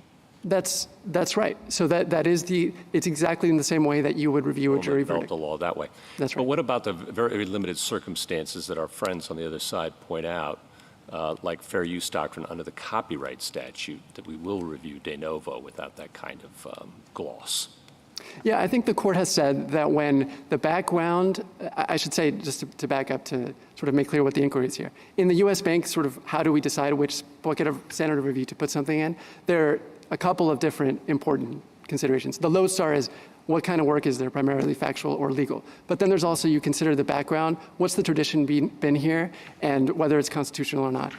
With those kinds of questions, the ones you're referring to, I think the court has looked to, the history of this is that it developed de novo in like a common law sort of way. Was usually done by judges. Right. It developed that way. And so if Congress has then talked about it, we presume that, Congress was treating it that way. That's not the case with these kinds of determinations. The tradition cuts exactly the opposite way. I'm a little confused by your answer to Justice Gorsuch. You said what a definition of persecution could be a legal error if that's what they were challenging, correct? That's right. All right. So here, if they had said, why do you need to show suffering at all? If it's a death threat, why isn't that standing on its own suffering? The threat itself doesn't cause you suffering or harm. You see your mother or your father killed in front of you. You suffer from their death, but you're not suffering from the threat. So as Petitioner, I think, admitted, they didn't make that argument about the legal standard. So the only question was applying the First Circuit's own precedent. So in answer to Justice Gorsuch, you then said that it was a legal question of whether any reasonable fact finder would have said this was not prosecution. And you said that's a legal question, correct? Applying the standard that the circuit had already announced, yes. Yes. So I think what the other side is saying is the First Circuit, I'm not sure what they're saying, whether they're saying the First Circuit didn't apply that standard at all. No, the First Circuit definitely applied the standard. Everybody applied that standard from First Circuit cases. The IJ, the BIA, and the First Circuit itself. No, the standard being that no reasonable fact finder could not find this. Every reasonable fact finder would find this persecution. It's a little easier to put it in the positive rather than the negative. I think Petitioner agrees that the First Circuit applied that rule, which is substantial evidence, which is alias acarias. Thank you. Why does the BIA review these kinds of questions de novo? Yeah, so I think understanding what the regulation actually says, which is different from what my friend... I'm just curious why. So if I could give you a little background, it'll make more sense. The underlying rationale is for that. Yes, I think the history is very helpful here. So before 2002, the BIA was reviewing everything de novo, including facts. I got the history. I'm just, what is the reason that makes sense? So why, like Judge Collins said, why something that's treated as a question of law transforms into a question. So here's where I was going. It's not that it's a question of law. What the regulation says is we're going to stop the de novo thing. We're going to do clear error for facts. But we don't want that to mean that judgments and questions of discretion are not subject to de novo review. And it said judgments include decisions about whether the applicant has shown past persecution. That's telling me what the regulation is. I'm still trying to get at it. Yeah, my answer is because it's a question of judgment, and both the BIA and the IJ share the responsibility to exercise. What's the difference between a question of judgment and a question of law? Because judgment is the question about weighing... In this context. So the question about weighing facts and determining whether it's persecution is going to involve judgment, and both the BIA and the IJ have expertise in looking at recurring fact patterns and seeing all kinds of different versions of these cases, far more cases than any court of appeals is ever going to see. And as this court recognized in Ming Dai and Orlando Ventura in many cases, the agency has expertise here to apply to deciding those questions. So the AG decided, we'll do clear error, but I'm going to reserve more review for these judgment questions. That doesn't mean that Congress wanted courts of appeals engaging in that kind of judgment in the first instance. And as was already said and admitted, the way that the BIA engages in review, the way that the AG designs internal review has no bearing on that. For example, the BIA reviews questions of discretion de novo. No one thinks the Court of Appeals should do that. It reviewed facts de novo before 2002. No one thinks the Court of Appeals should be doing that either. If we repeat what you write in your brief on page 4, do you think the lower courts are already doing that? Namely, Yes, I do. I think they were doing that before IRIRA. I think they're doing that now. I think it's standard practice where if a petitioner says, look, regardless of the way my facts cash out, the BIA stated the wrong standard and used standard that's incorrect, that is a question that courts review de novo. And to show that the standard is incorrect, again, on extreme suffering, what would you have to say? We think extreme suffering is too high a bar. So there have been questions that have come up. So like one that happened earlier was, is evidence that there's lots of crime in my country and I'm very likely to be a victim of crime, is that relevant to persecution? And the court said no, that's not relevant to persecution. That's legal? So like, is it ever relevant, right? Is it ever going to be relevant to persecution? Legal question. It's not like, look at the facts in my case. It's like, this is the standard. And there are other questions like that where questions about whether the standard should be lower in certain circumstances and so on. So the other thing I just want to emphasize is that this court in Wilkinson really already talked about this some and cited the U.S. Bank sort of formulation and said, and applied it there and said, application of the term extreme hardship, which is kind of very analogous to the question of extreme suffering, that is going to be something that is primarily factual and reviewed deferentially. I think the petitioners' contrary arguments are really saying the thing that this court was resisting in both Guerrero-Lasprilla and in Wilkinson, which is that every mixed question, no matter how factual it is in the INA, is going to be subjected to de novo review. I mean, that really would be a sea change, and it's really irreconcilable with IRIRA. The other thing that I'll note, as Justice Jackson, you pointed out, I mean, the thrust of IRIRA was Congress was coming in and then overturning things that courts of appeals were doing. I don't think there's any realistic chance that you could look at IRIRA and think that Congress was silently departing from the substantial evidence review consensus for persecution questions and asylum eligibility generally in adopting IRIRA. Unless there are any further questions. Mrs. Thomas? Some more? Mr. Kagan? Mr. Kavanaugh? Thank you, counsel. Mr. Rosellini, rebuttal? Thank you, Mr. Chief Justice. Just a few points. The first one is that our position is not that every mixed question in the immigration context would be reviewed de novo. Under the text of the statute, our argument is only that mixed questions that resemble the determinations at issue in C and D, admission eligibility and entitlement to asylum, would get de novo review, because if the language Congress could have used is right there if they didn't use it. We think that inference is strong as to this particular question, but other things such as equitable tolling and Guerrero-Lasprilla, other kind of docket management determinations, for example, those would be reviewed for abuse of discretion. Of course, if the government came in and tried to say that those are findings of fact, we would again disagree, but we wouldn't dispute that they're entitled to deference, just a different kind. And then if you are looking beyond the text just to U.S. Bank, that analysis is really limited to just this particular mixed question at issue here. And as U.S. Bank makes clear, the court has to look at each particular mixed question that comes before it and make the call. So that a decision on those grounds would be even narrower. I think it's telling that the government couldn't come up in response to, I believe it was Justice Kagan asked, would any mixed question in this context get de novo review, and they couldn't name one? I think that's because if this one doesn't get it, it's hard to think of an example. Persecution, again, it is a term of art. It's not something that ordinary people understand right off the bat. It's the product of a major international treaty, and we have decades of experience where courts are coming up with the exact kind of auxiliary legal principles that U.S. Bank talked about as a marker of a mixed question that deserves de novo review. Even though it can, yes, some aspects of the decision can be fact intensive, they involve a close look at the record, but courts are also doing what courts do when they analyze this mixed question, and that's what separates this particular mixed question from others. Second, Justice Kavanaugh, to your question about the BIA regulations, the government is trying to couch this determination as a question of judgment versus law. They don't cite anything for that. We have BIA decisions calling it a question of law. But it really doesn't matter because the fundamental point is that the BIA agrees that it's not a finding of fact, which is the exact language we have in this statute. And the BIA agrees that the IJ's institutional advantages of being closer to the evidence don't justify deference to the IJ on this particular question. So this debate about judgment versus question of law, it's just immaterial.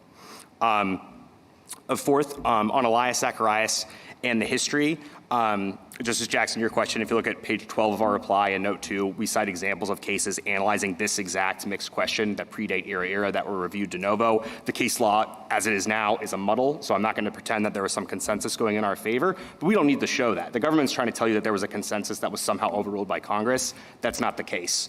And on Elias Zacharias more broadly, we would just reiterate that the actual dispute in that case was about motive. It was about a subjective state of mind, and the decision needs to be read in that context. And if it's read as the government says it is, number one, the government concession doesn't make sense because Elias Zacharias, if you take a couple lines at face value, says the entire asylum eligibility determination must be reviewed deferentially, but they're admitting that even legal questions or even some amount of mixed questions about these auxiliary legal principles are reviewed de novo. So that just can't be right. And we think trying to draw that line about where do interesting cases that are creating auxiliary legal principles, where do those end and where do the fact-intensive ones start, you just can't draw that principle line. And this court has never tried to do that when it's analyzed other mixed questions, like in U.S. Bank, like in Google versus Oracle, and other cases. But finally, even if the court does try to draw that line and accept the government's position, it's not the case that courts of appeals are doing what the government says is correct. Some are, but some are not. If you look at page 3 of our reply brief, we cite a 10th Circuit decision and a 4th Circuit decision that said, look, we acknowledge that the BIA has created this legal rule, but the 10th Circuit said we can't disagree with that legal rule unless we can overcome the substantial evidence review. And the 4th Circuit ultimately disagreed with the BIA, but only because it found that this requirement of showing significant actual harm was manifestly contrary to law. So it too was deferring on what even the government admits is a legal question that should be reviewed de novo. So if the court, even if it sides with the government here, we believe that is an important change. It's clarified the standard of review that will matter going forward, and it should matter in this case, and we should be entitled to a vacator of the judgment below, at least on those narrow grounds. Thank you, counsel. The case is submitted.